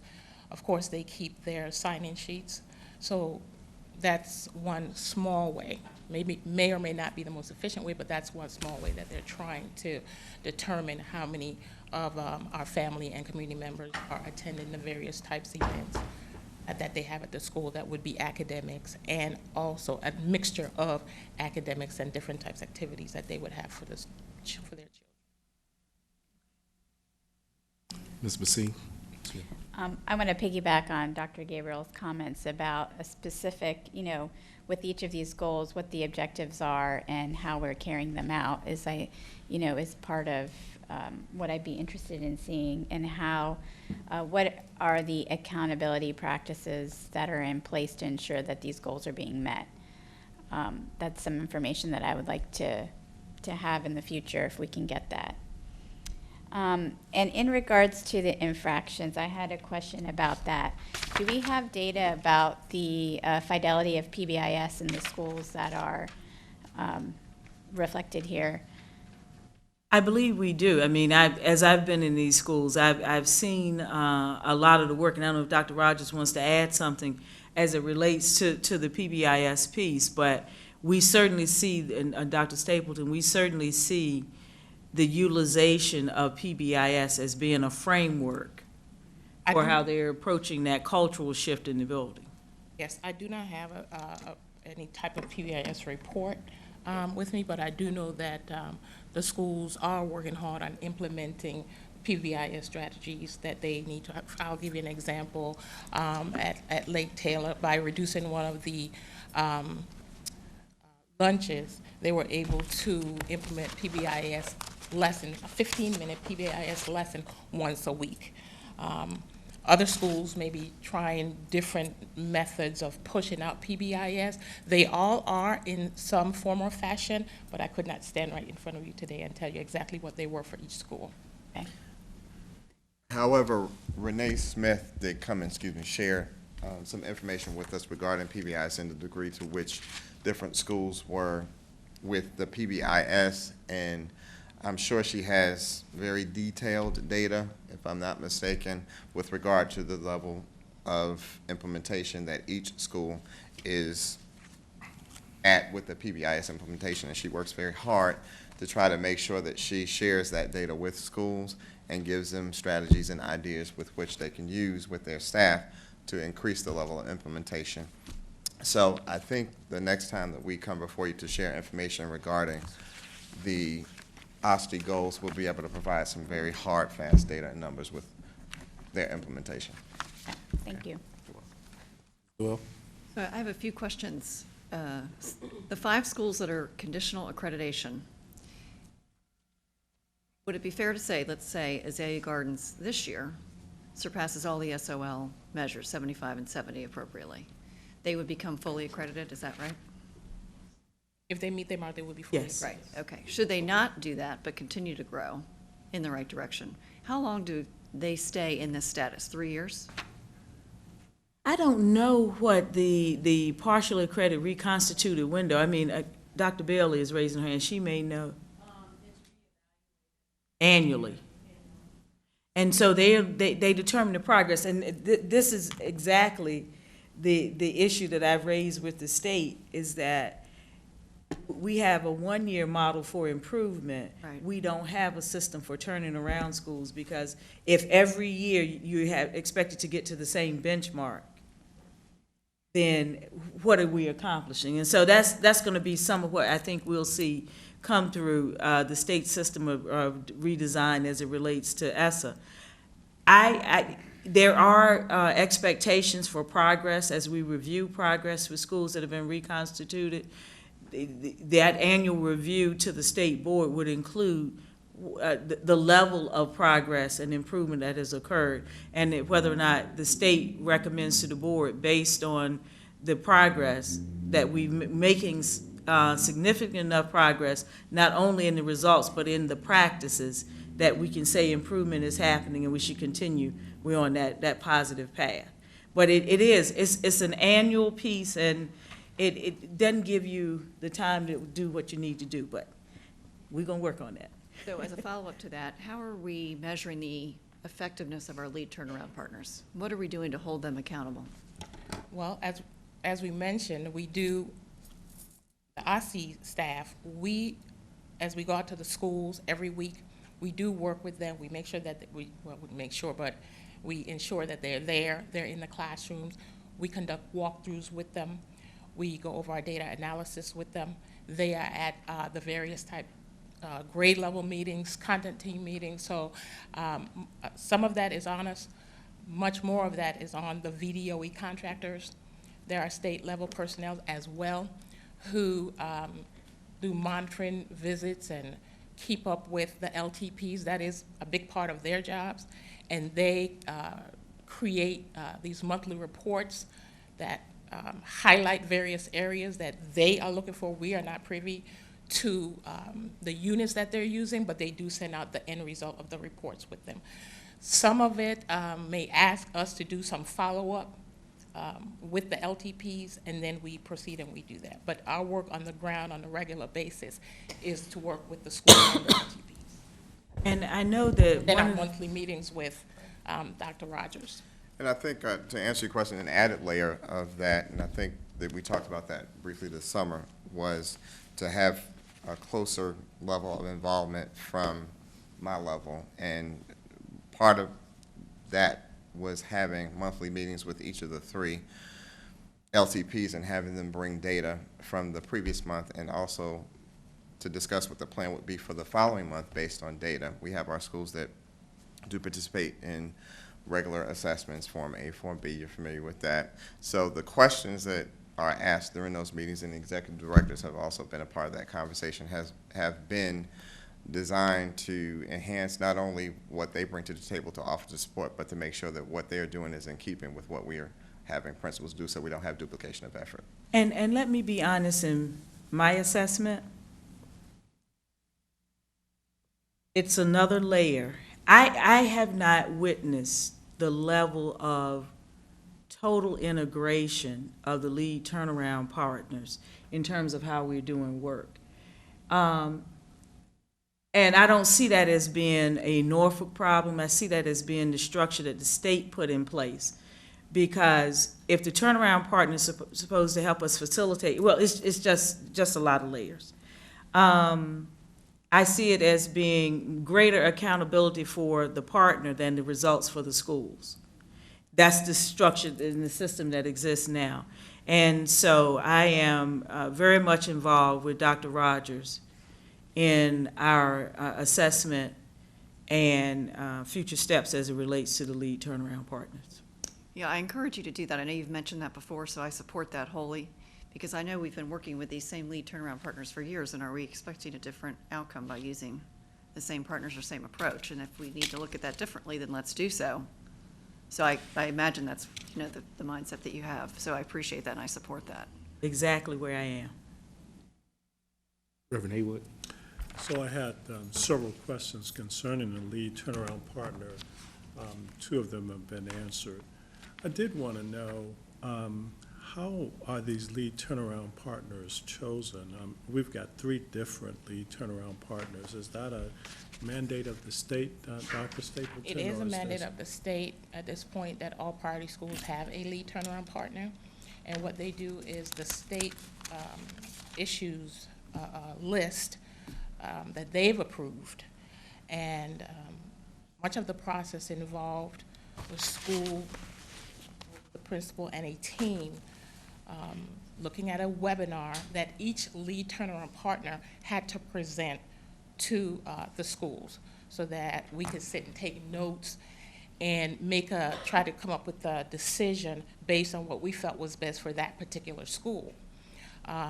After that, we invited 3 to 4, let's just say, lead turnaround partners. Some schools may have invited 2 once they had narrowed down from the large list that we had seen, to the schools for face-to-face interviews with the lead turnaround partners to try to get a feel for exactly who they were and what they were going to be offering us at the schools, and what they were going to do to help us move forward at a rapid pace, hopefully, to improve instruction and to arrive at better results for our children. So the other question I was going to ask was, are these lead turnaround partners operating like free agents, or are they under the direction of executive directors? But I hear you say, Dr. Rogers, that they're reporting now to you. Well, we have monthly meetings with the lead turnaround partners to ensure that they are, moving forward. They're not remaining stagnant, that they're building on the work that they're supposed to be doing.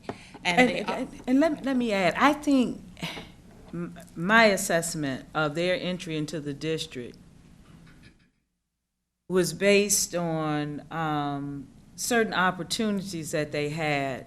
And I'm not so sure that we as a district fully leveled our expectations beyond the state's vetting of the partners in terms of what should happen with the lead turnaround partner in shifting what the practices in the school. And,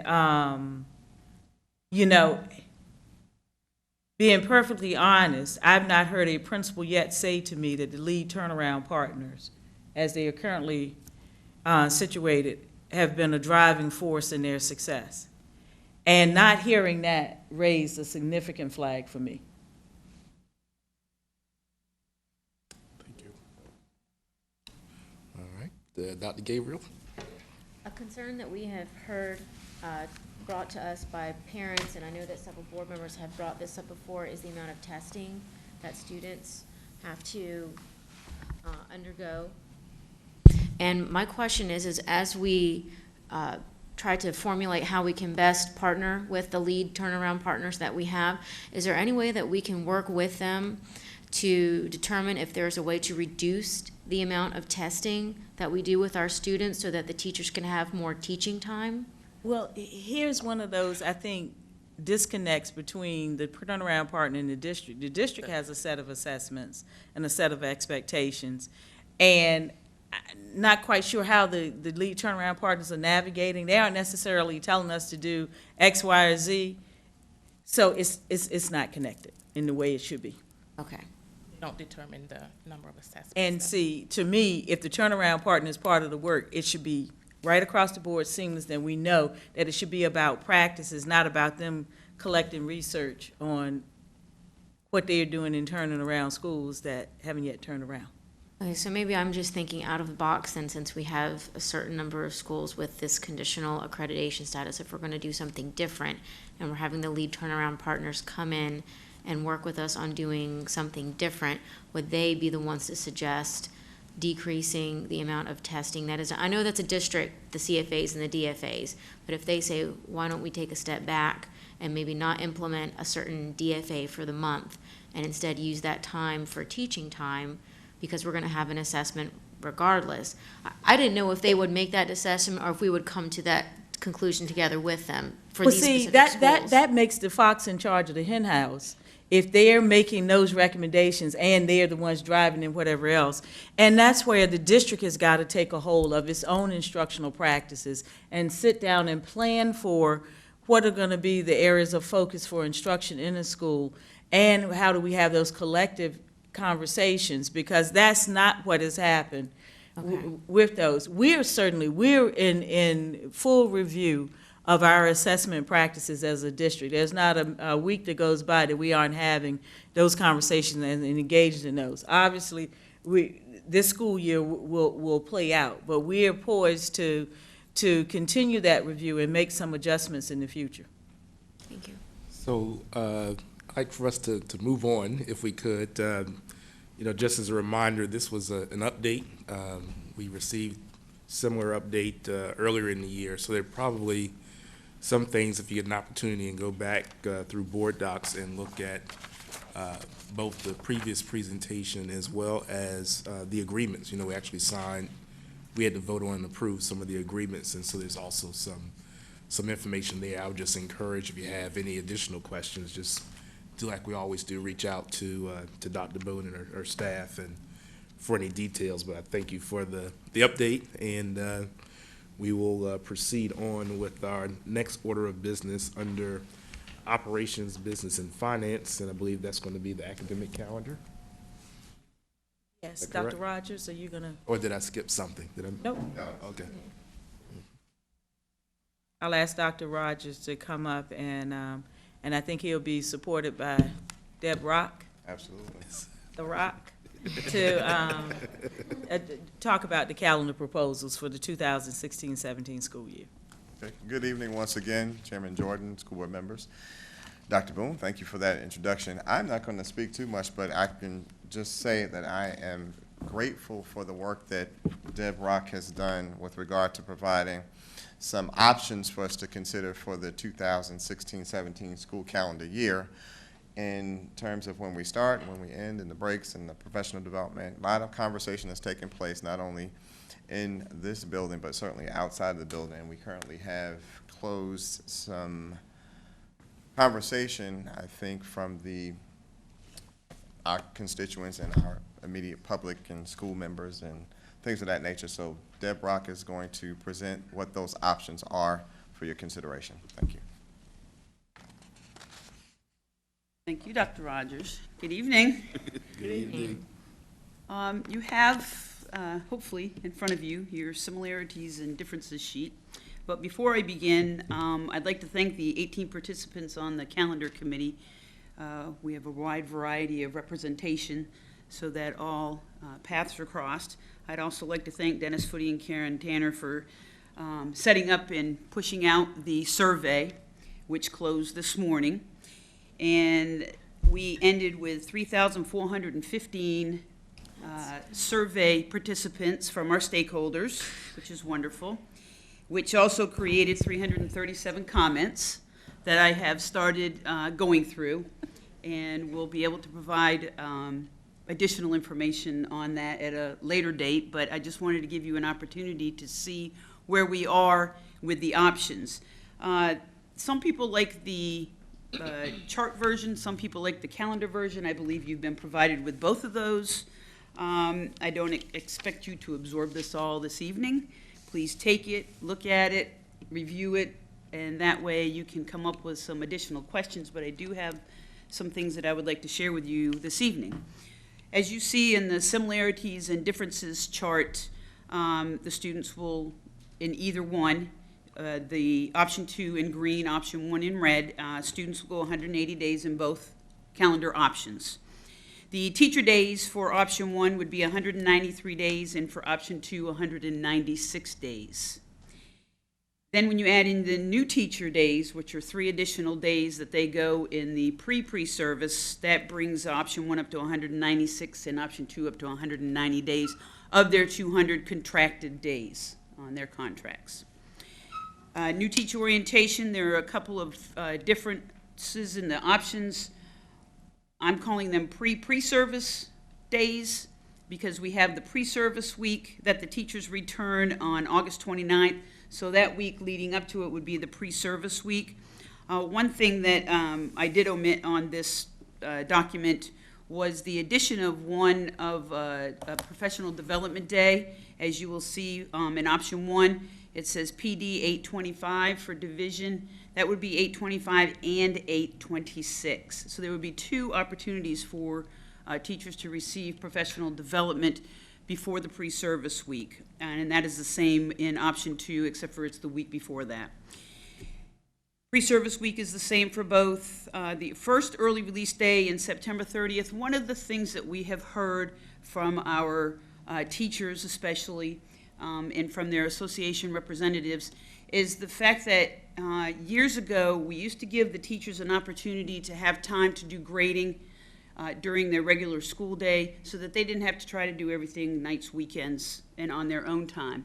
So we've reinstituted some early release days to help those teachers to be able to take time on their contracted time to be able to do some of this grading. So one of the first ones, it begins on September 30th, which would be in our first interim reporting phase.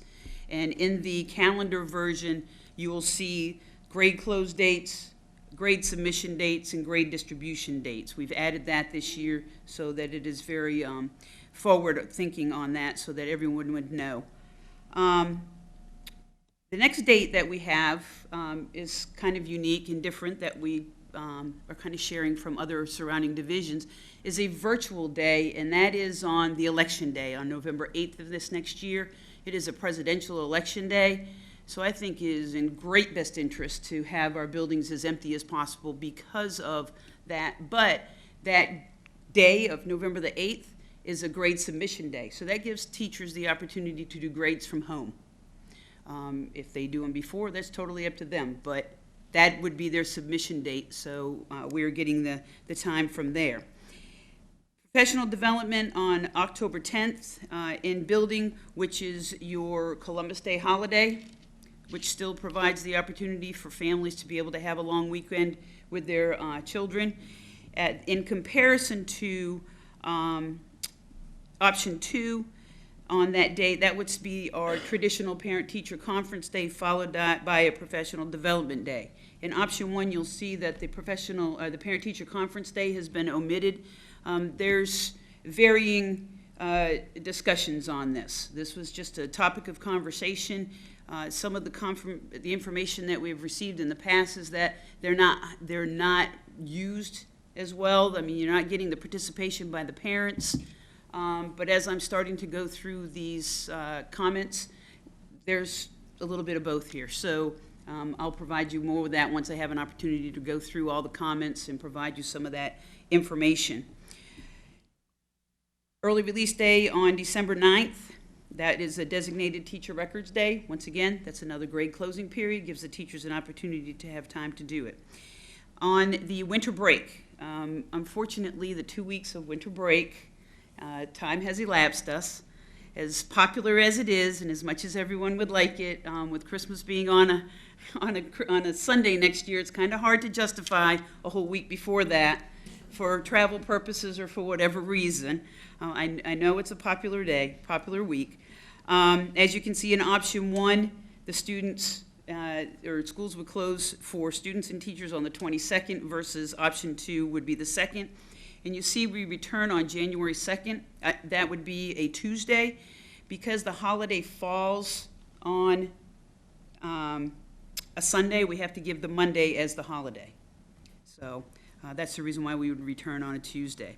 Semesters end both on January 27th, which puts us back in alignment with our surrounding cities and is much easier for athletics because of the eligibility purposes for second semester. So that helps us realign that.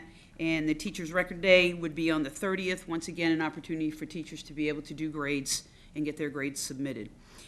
On the 31st would be a professional development day for the teachers, and then they go right into the beginning of second semester in early February.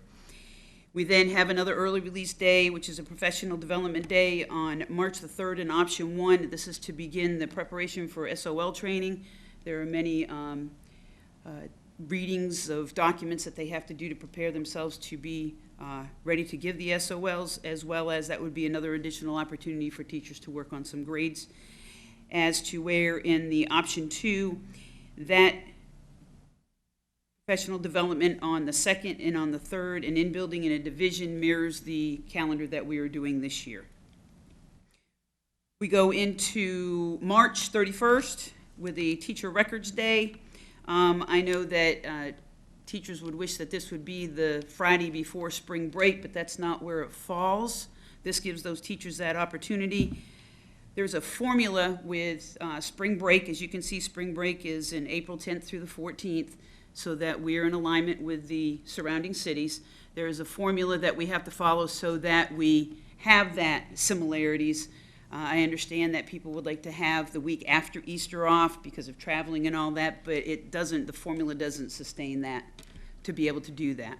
And Good Friday is there just before Easter this next year. So that's the reasoning behind the fact that we have Easter preceding the spring break, preceding Easter versus following spring break. There has been a number of quick views of the calendar asking for that Monday for travel purposes. So that's something that the committee and cabinet will discuss after I get through the opportunity to read through them. Semester ends on June 15th for option 1, which is a Friday. June 19th and option 2. The reason for the extension of that are the development of the professional development days. Each day that we are in a full day out, that's a day on the end of the calendar. If we're on an early release day, we can count those days as student days, getting our 180 days. Graduations, we would hope, would be in early June, June 12th, and June 13th for option 1. And option 2, we would have makeup exams and graduations on June 20th and June 21st. And the remaining of information here is just the information. I don't know, can I scroll down? Does that scroll down, Janelle? Thank you, dear. You can see how many days per month that the teachers, this is for the teacher view, where the 193 and the 196 days for option 1 on 196 and 199 on option 2. As you look at the calendar, you'll see a little bit of a legend at the top of it. If you're looking at the calendar view, thank you, Janelle. The ERD, meaning early release day, the TRD, teacher record day, PD, professional development, and IB would be in building. So as you're looking through this document, and if you have any questions, feel free to contact me. If you have any questions now, I'd be glad to answer any that you have. But this is just a brief overview as to where we are since the survey closed this morning. I'd like to be able to have this prepared and hopefully be able to submit a recommendation to you all in your March meeting, provided Dr. Boone is ready for that. March business meetings in a couple of weeks. 8th, I think it is. Okay. March 16th. Yes. Okay. So before I come, but just so then, Dr. Boone, you're asking us to do what? To ask questions and have discussion now, or just? Or I can come back to a work session, or I can. Either way, we wanted to, again, give the board a chance to see this, because we didn't want you to see it for the first time as it's posted for the March 16th agenda. As you sometimes do, if there are questions that emerge after you review it tonight, please feel free to email them to us, and Ms. Rock can put that in perspective in terms of what we know. We will certainly, I think, just at the next meeting prior to the, I know the calendar will probably be on the consent agenda, but we can certainly, either in a work session prior to, or as some information we provide to the board, the summary of the comments and any proposed adjustments we're making to the calendar and recommending as a result of those. Doyle? Oh, gee, got questions. How are weather days accounted for in either option? The weather days are by time, 990 hours. So Right. we go through and we calculate all of the days. For example, this year we had 3 inclement weather days, or we still have 3 inclement weather days that in the event, according to the Farmer's Almanac, in the next week or so, we might get a little snow. We have some days to use, but it is based on the 990 hours of students in attendance in class. We don't use those 3 days. What happens to the students at the end of the year? The calendar remains as is. Okay, so they're just built in for contingency, Yes. not for reduction? Yes. No. Gotcha. Correct. Basine? Ms. Basine? I guess I wanted greater clarity around the parent-teacher conference. I agree from personal experience, it can be either really useful or the opposite, especially that early in the year. But I do see the value in making that connection with the teacher and having a placeholder that if you want to share something about your child, you have that opportunity.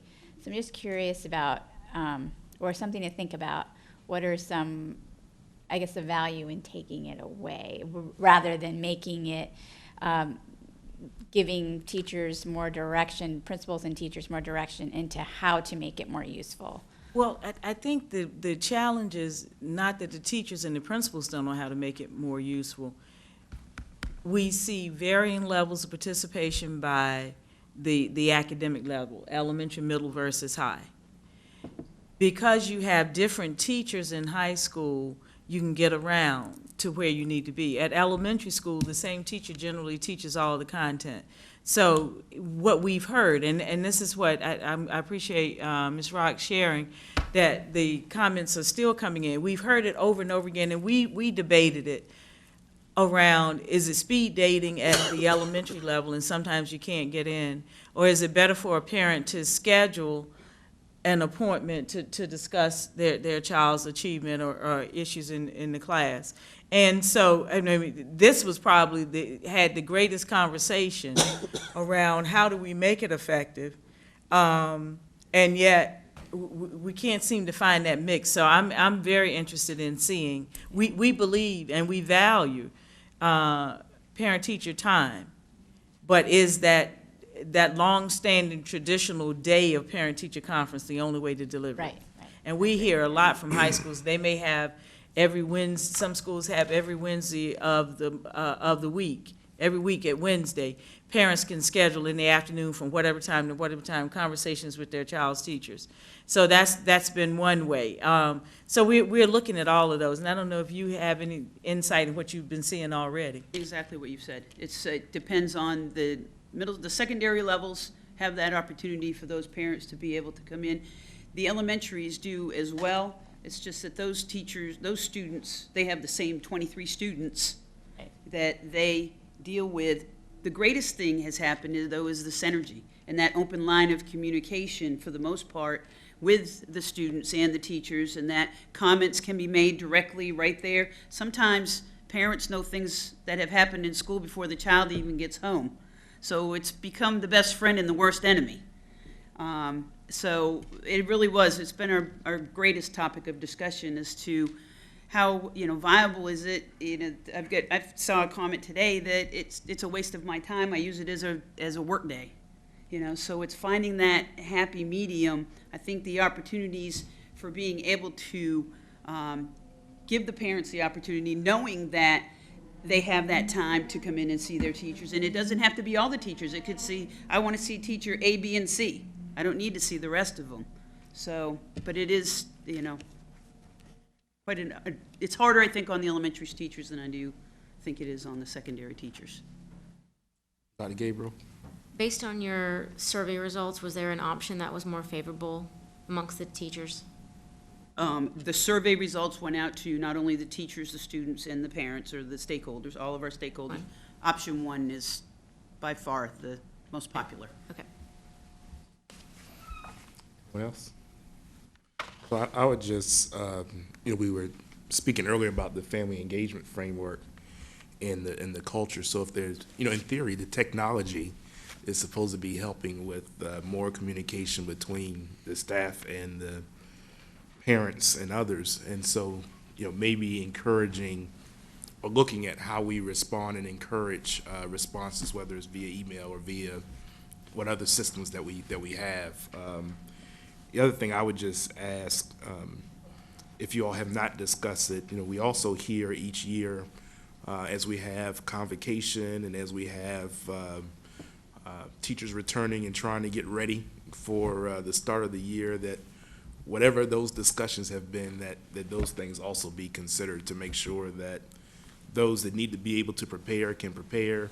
If we want to celebrate, we can celebrate, but just taking a look at how we do that in a way that is also maximizes that time. You must have been in cabinet. That's exactly what we talked about. I won't tell you my secrets. So. Yes, professional development and the parent-teacher conference appear to be the two hot topics. So as I go through them, I'll give tick marks as to how many comments we had out of the 337 of them, as to how many of them pertain to each one of the different topics, so that we know where they are. But So again, just process-wise, so if there's any additional feedback, we'll send that to the administration, and then we'll have on the agenda for the 16th. Right now, I think under the discussion agenda, but we may find out from agenda planning, we may end up moving it to consent. But just in case that there are additional questions that may come up. Certainly at will that be time. there for action, Yes. either way, Okay. in either place. All right. Thank you very much. good evening. All right. Matters of the board. We have 3-4 items that I think we can at least get through a couple of them pretty quickly, and then also an update on our goals and performance measures. So first, Dr. Boone, if it's all right with you, I'd like to do the legislative affairs update, and then we can follow that with the resolution related to Oakwood Elementary School. Sure.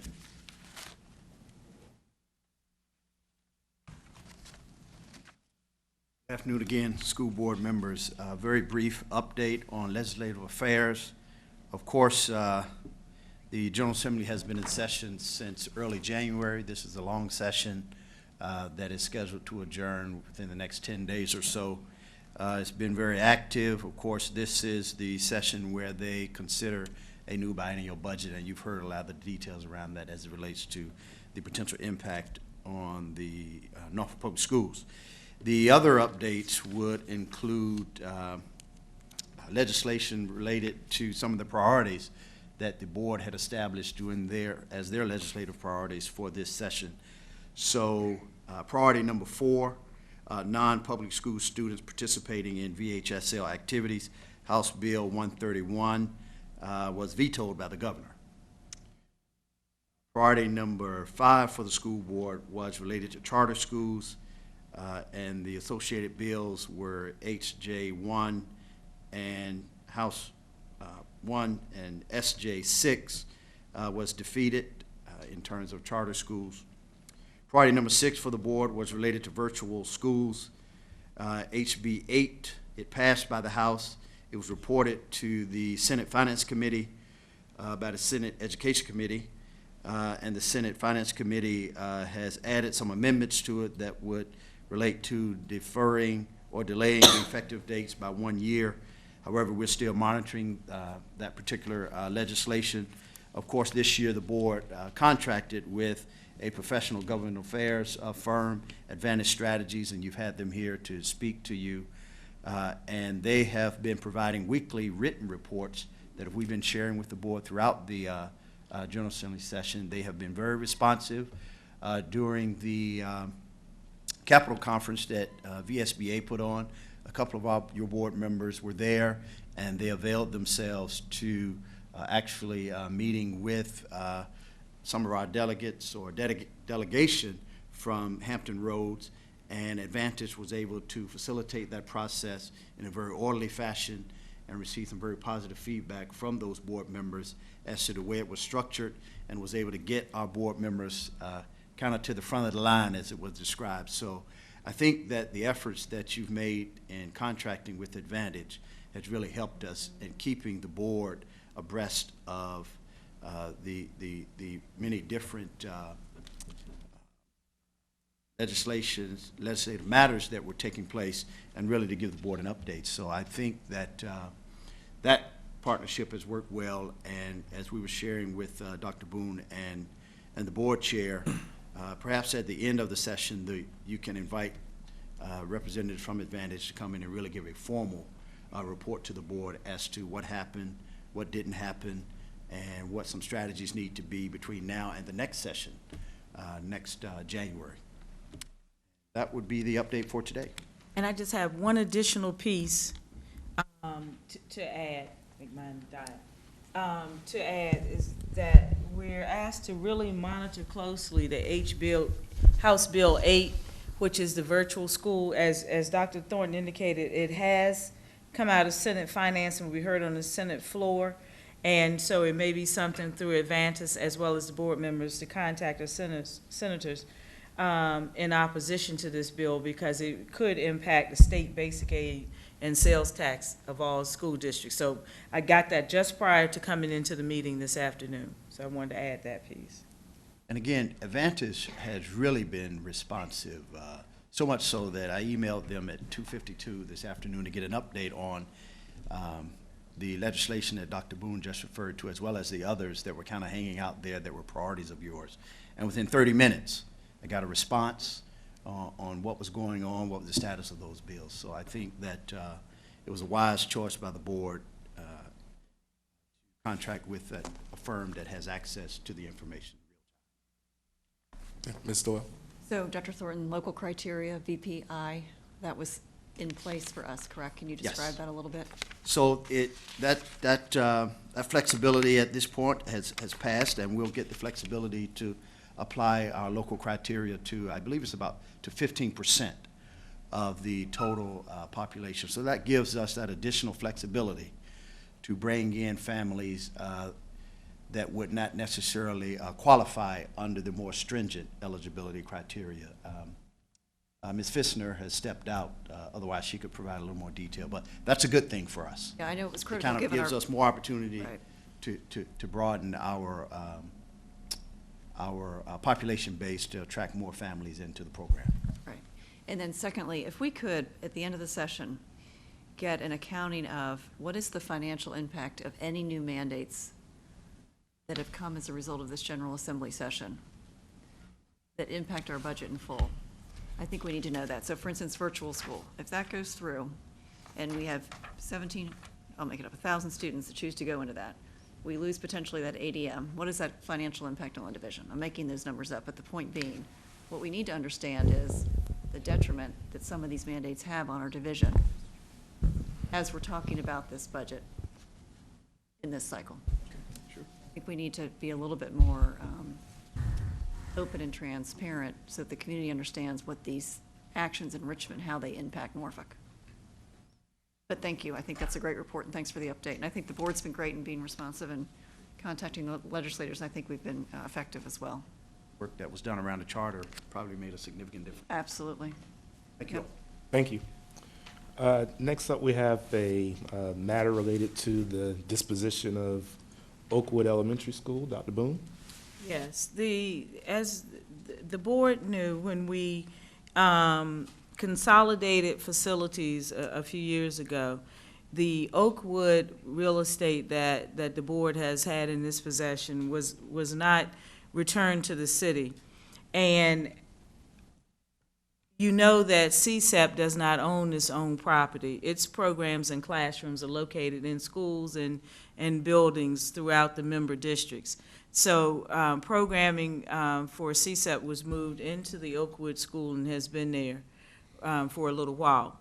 The City of Norfolk has an opportunity with this property and has made, work with, the city manager and I have worked very closely together to be able to bring this resolution, that I can bring this resolution to the board, that the relocation of the Oakwood, of the CSEP program at Oakwood would occur for the 16-17 school year at the to-be-vacated existing Richard Bowling Elementary School as it moves into its new facility. And that would be a one-year placement only. And the city manager and I will continue to work very closely as part and working together to be able to identify future site for this programming, as well as some conversations I've had with him as it relates to the placement of our alternative programs in general. In the board, we've talked about an evaluation and audit of our alternative programs so that we can make sure that we're using facilities as they should be. And so given that the work that I've been doing with the city manager and that commitment to no more than 1 year utilization of the Richard Bowling School, which the board was poised to return to the city once the move had occurred into the new school, that I stand ready to make this recommendation to the board for approval of this resolution. So what I'd like to do is get a motion and a second on the resolution, and then we can have discussion from there. So is there a motion from a member of the board to Dr. Robinson?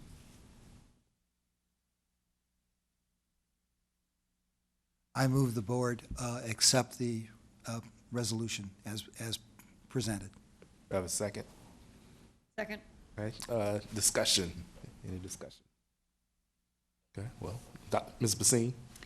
Since we last spoke about this, I wonder if there's been any progress made in having, a written agreement between the city manager and the division in terms of, that 1 year stipulation and what they will do in return to ensure that we have optimal space for our CSEP students and other alternative education programs?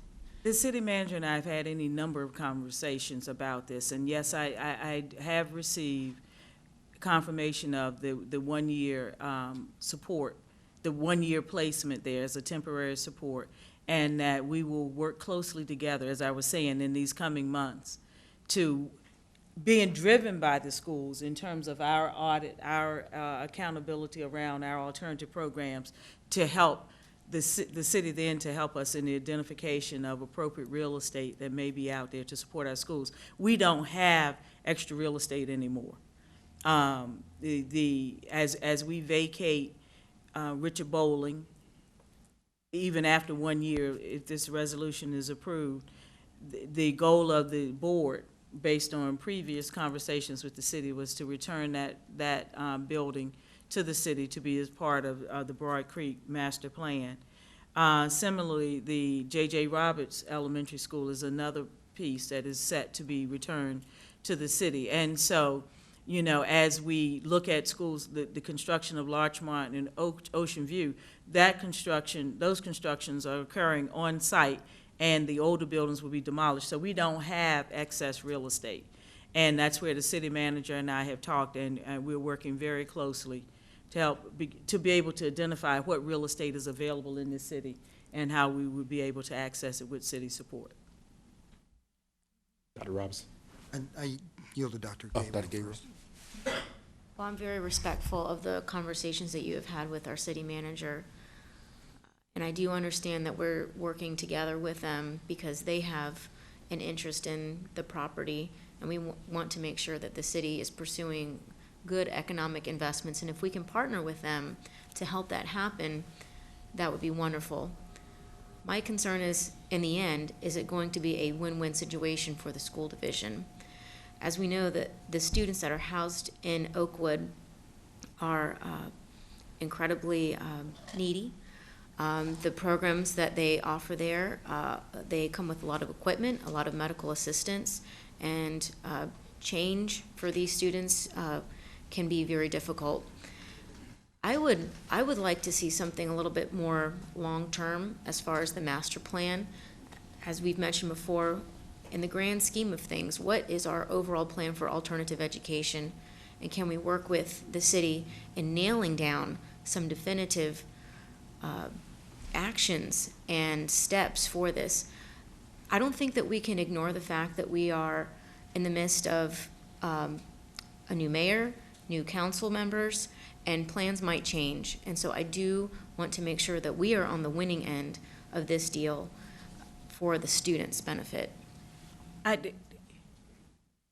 In my negotiations, if it wasn't going to be a win-win, I wouldn't be recommending the approval of this resolution. So that's the first step. But I think City Manager Jones and I do have a very strong and respectful working relationship. And he recognizes, the city recognizes that even as the city pursues economic development opportunities, a strong educational infrastructure is necessary.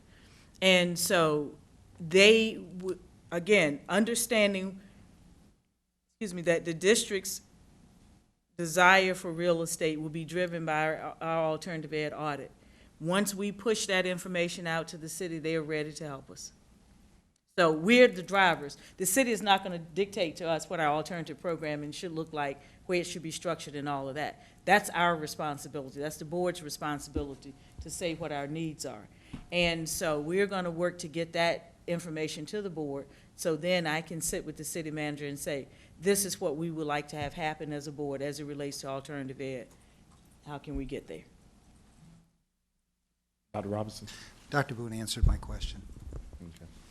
Well, I'd just like to add to that. First, I'd like to thank Dr. Boone and the city manager for working well together, and from what I can tell, for the large part, keeping the board and the council out of it, which is the way I think it should operate.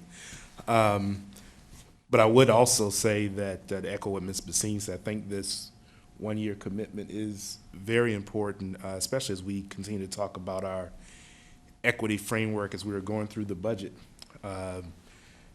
there's been a history of promises made, and then, as Dr. Gabriel said, over time, those things change, whether it's changes on the board, changes in administration, change anywhere, always brings that to bear. So I think you all being able to come together and providing that support is important, because I was prepared to vote no, because I think often we end up putting the most vulnerable populations in the most vulnerable places. I also think, as we looked at some of the schools that were in that Office of School Improvement chart, those are schools that are in neighborhoods that need the benefit of community economic development.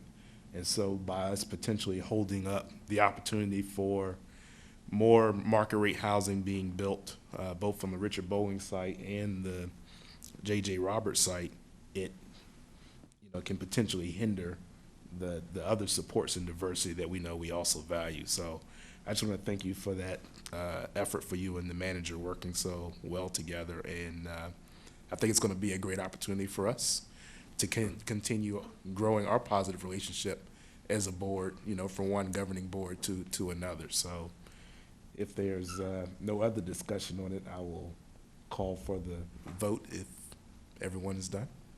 All right, Ms. Banks, if you call the roll, please. Thank you. Aye. Aye. Aye. Reverend Haywood, Aye. Dr. Robinson, Aye. Mr. Jordan. Aye. All right, thank you very much for that. Let's see. Oh, okay, and then our Goals piece. next item, yes, goals and performance measures. Dr. Boone. Yes, I'd like to ask Dr. Bailey, and I think Mr. Footy. Yeah, just stepped out. Okay, to join us. We've been trying to, in these 3 months, to really bring the goals to a point that we can address goals for the remainder of this year and set the stage for the goals for next year. So as we worked on these with the key performance indicators, you've received some information, and so Dr. Bailey is going to do a really quick overview and then walk us through where we are with the goals. Okay. Good evening, Chairman Jordan and Dr. Boone, members of the board. As Dr. Boone mentioned, we'll briefly step through this as we share about our vision and accountability performance. Certainly, we look at federal and state to help guide us. You're familiar with all of that as it relates to NCLV, accreditation, AYP, AMO, and now ESSA. The other factor is creating a robust system of reporting.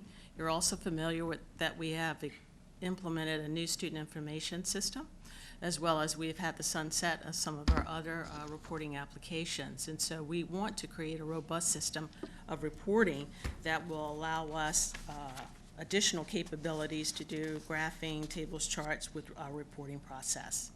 Also part of this is establishing a benchmark reporting system to support not only our NPS goals, but the school board goals. Very quickly, a key performance indicator is an indicator that tells us about the success of the district. It's designed to give us a quick view at a glance of what is happening. Certainly, they have to be measurable, the targets have to be clearly defined, and it needs to reflect the organizational goals. How we use our KPIs, certainly we look at what areas we're meeting or exceeding federal or state benchmarks or our own benchmarks. And again, it's to give us a quick snapshot of where we have been. Looking at the additional document that you have received about the school board goals that has it defined in more detail, we try to include measures beyond the federal and state standards, certainly in academic performance, human resources, fiscal management, and facility management. Mr. Fuddy, would you please join me at the podium?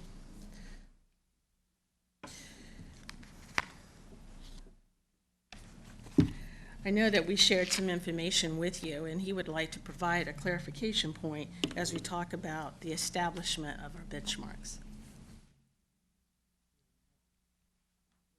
Example. Okay, let's start with goal number 1. There's 2 sections. The first section is on your SOLs, similar to what was done a couple weeks ago. And the SOL information, you'll notice on there, the state accreditation benchmark thresholds for reading/English at 75%. So in the column there, you will see 14-15. That was the results, the district results for the different subgroups that we have there for the different subjects. And then in the bolding is an indication that that subgroup or the district met the state benchmark for the threshold for accreditation. So that you'll know where we are, we gave you 2 documents. One document has the presentation, but the other document has the detailed information by the individual goal area. You have 6 goals, and he's referencing the very first goal that talks about the SOL data. For the initial thrust, we looked at some what we thought is at least reasonable goals. For those subgroups that had 80% or 85%, we thought that initially we would then assume that we would at least want to maintain that percentage. There's been some discussion that we probably need to add a little bit to that. So we wanted to say 1 or 2 or 3% improvement. Now the other subgroups there, you'll see the percentage increase. This is the initial thrust of this document. It can be subject to change, and we will then look through past results, and like we've done in the past, is use some statistical methods to look at the difference over future years.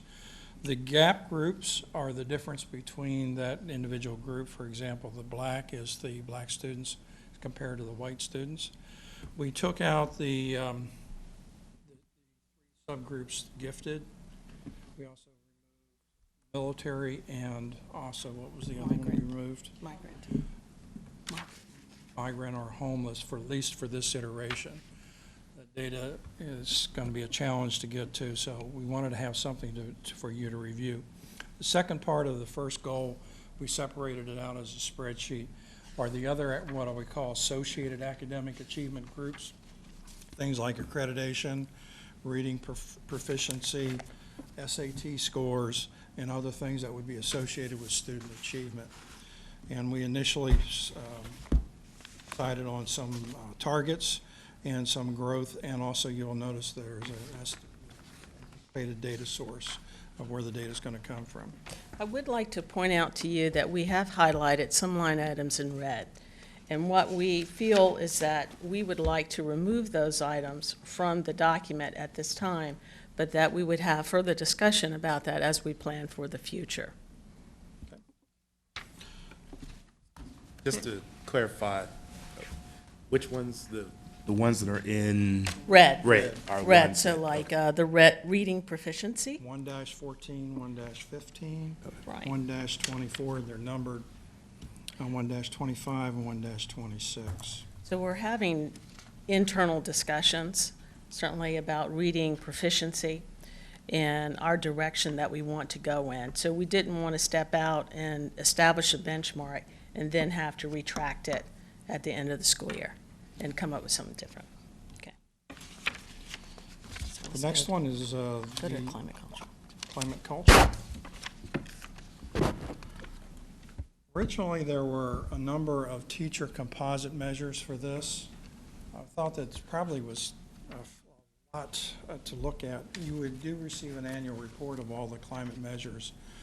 So what I went through, and I picked out some of those that I thought were most germane to what would be considered climate, and also added some of the student composite measures that would then assess the climate at the schools. So you'll see suspensions down here and also student attendance. Let me speak quickly about the composite measures. The first draft, we had a mean value there for the district. So I thought in the discussions we had that maybe a better measure would be the number of schools that reach that threshold mean of case would be 4.5 out of 6, or in the case of a 5-point agreement scale, a 4 out of 6. So you'll notice that the teacher composite trust and administration, it is on a 6-point scale, And 18 of the schools this year reached that benchmark of 4.5 or better for that school, and the detail is in the annual report. Then for the next school year, for 15-16, the current iteration, what I'm looking at, we added 0.2. So if if a school had a current mean of 4.3, then they would be, with an expected increase of a 0.2, they would then reach the threshold. So the goal then would be for all schools below that threshold and above that threshold to have at least a 0.2 increase in their mean value for the. Okay, and as we move forward, looking at our planning process, I wanted to indicate the various steps that we will take, or that are normally taken, as you go through the establishment of goals, the review of the goals, benchmarks, and then creating plans associated with that. At this time, we're currently fluctuating between steps 6 and 7, and as we move forward to the end of the school year, we'll be at 8, and then we'll talk about 1 again, and then 2, as we get to the school board retreat. So this is how the cycle goes, or the planning process goes, for the key performance information or indicators. Our next steps, including compiling reports as they become available and updating our tables. Certainly, there are numerous conversations that will take place at various meetings, and at the end of this, then we will review and modify goals for the next school year. And so that completes our presentation, and we're open for any questions. So just as, I guess, a recapture of where we are. So then the indicators that you've given us on the chart will allow us as a board and as a team to see where our baseline was school year 14-15. And then at the end of this year, see how we, 14-15, and then we would be able to see at the end of this year how we performed for 15-16. And then all of this then gives us a snapshot of some key areas you've identified for us to track progress. But then there's also a overarching data system, I guess, that you have that as school board members, when we're looking for other specific data you can pull from. Yeah. Did I describe that accurately, or? Yes, you did, and that's what we plan to do. We realize that there have been questions related to gifted performance on our SOLs and other assessments, as well as we feel that requests will come related to our military students, looking at Algebra 1 as a gatekeeper for more advanced courses, looking at who's taking that and how the students are doing. So our robust system will help to allow us to be able to do that in one location and not having subsets of data that we then have to pull together and make it more meaningful. So yes, while we have identified these key performance indicators, certainly they can be tweaked at the end of this school year, but there are a couple of places where we need to include the data, and we're getting that as we speak. But this will give us a snapshot of how we have done as a district.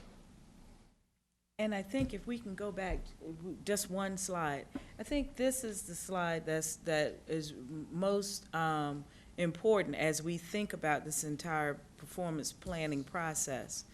You know, obviously, my mid-year of our arrival kind of threw things off kilter, but we're constantly reviewing data and looking to make sure that we're validating our goals, our mission and vision, and all of that makes sense. Discussing the data, making those mid-course adjustments, and cycling back around to see if what we said we were going to do has delivered the expected results or intended results, and if not, why? Has our budget then reflected what we said we were going to focus on and those investments in cycling around? So this is a very key graphic, I think, to how we begin to think about the district's improvement model. And it's not just about the data, it really is about the district improvement. Members, board, Ms. Doyle? You know, I'm appreciative of the breadth, scope, and scale of this. I think it's great. I know this is historically something that the division did and kind of got away from, and now we're back to it. And I like the idea that it's becoming foundational again, on which we can build and measure year over year, because we've struggled over the last 2 years, I think, to really say what were our goals, what were the measures, what was the variance, what did we do to make a change, et cetera. So I view this as an ordinate, positive first step. And I appreciate, Dr. Boone, that you've been moving this forward to get where we are, because I think it's very important, because how else are we going to measure our success unless we have goals by which we are measuring against? And so I Exactly. think that's just been lacking for us, and I appreciate that you're working on this, because again, we're all accountable. And I certainly appreciate Dr. Bailey and Mr. Footy, because they make the sense out of all of our thinking around this, and even as we talk about various data points and everything, they can conceptualize it in a way that it gives meaning to the larger academic community and the community at large. Anyone else for now? All right, well, thank you. We appreciate that very much. Thank you. So, last item for tonight, pending any additional things that the board just would like to share. We've been talking, I guess, for some time. We had a conversation about, public comment period, how we make sure that we're informing the public of our processes. Do we need to do any updates for where we are versus what may have been some legacy approaches in the past? We've talked about, one, how to make sure that we not only communicate with the public, that we're a body that meets in the public, we're not meeting for the purposes of the public, but also make sure that we have good engagement and then, as appropriate, follow-up.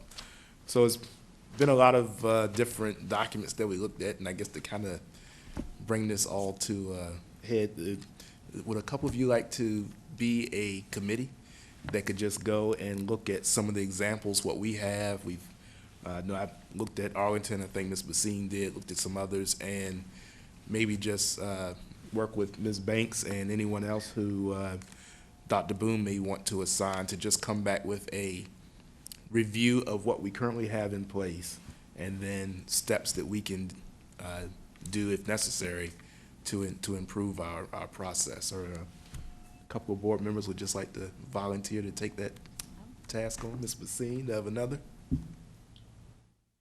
All right. Come on. I'd be happy to do it. Okay, because otherwise I'll work with you on it. Okay, well, Yeah, two of no, you I'd be like to happy do to. that?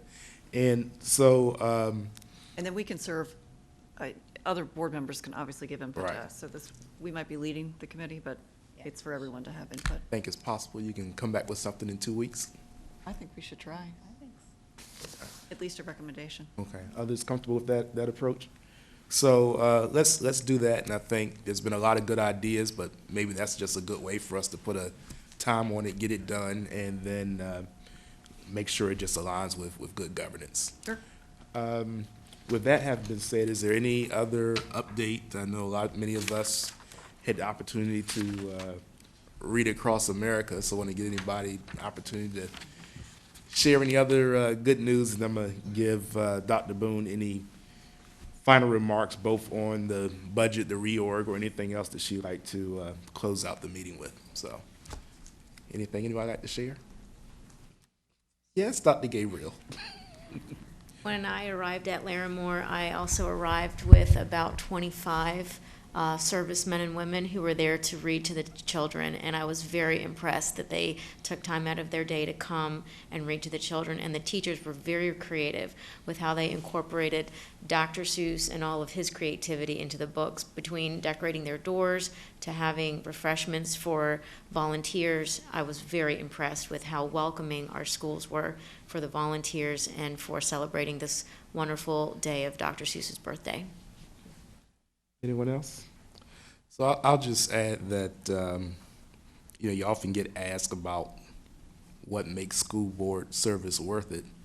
And so it's a young man at Lindenwood, Noah, who made it worth it for me today when he cried when I was leaving. So it was, I appreciate Noah, want Noah to know that I thank him very much, and he really made my day, and I'll get back to check on him to make sure he's still not crying for me. So with that, Dr. Boone. Well, I too enjoyed Read Across America today, and I had a chance to jet all across the city. And it is one of those exciting days, and it really does remind us why we do what we do. And it also highlights the great things that are going on in the schools, the great students that we have. And data about incidents don't reflect our day-to-day operations. What you see in schools today, what we saw today, was not put on just because we had company or a company was there. It really is what our schools look like on a daily basis. So I want to echo what you all have said and thank the principals and the schools and all of the wonderful reading volunteers who came out.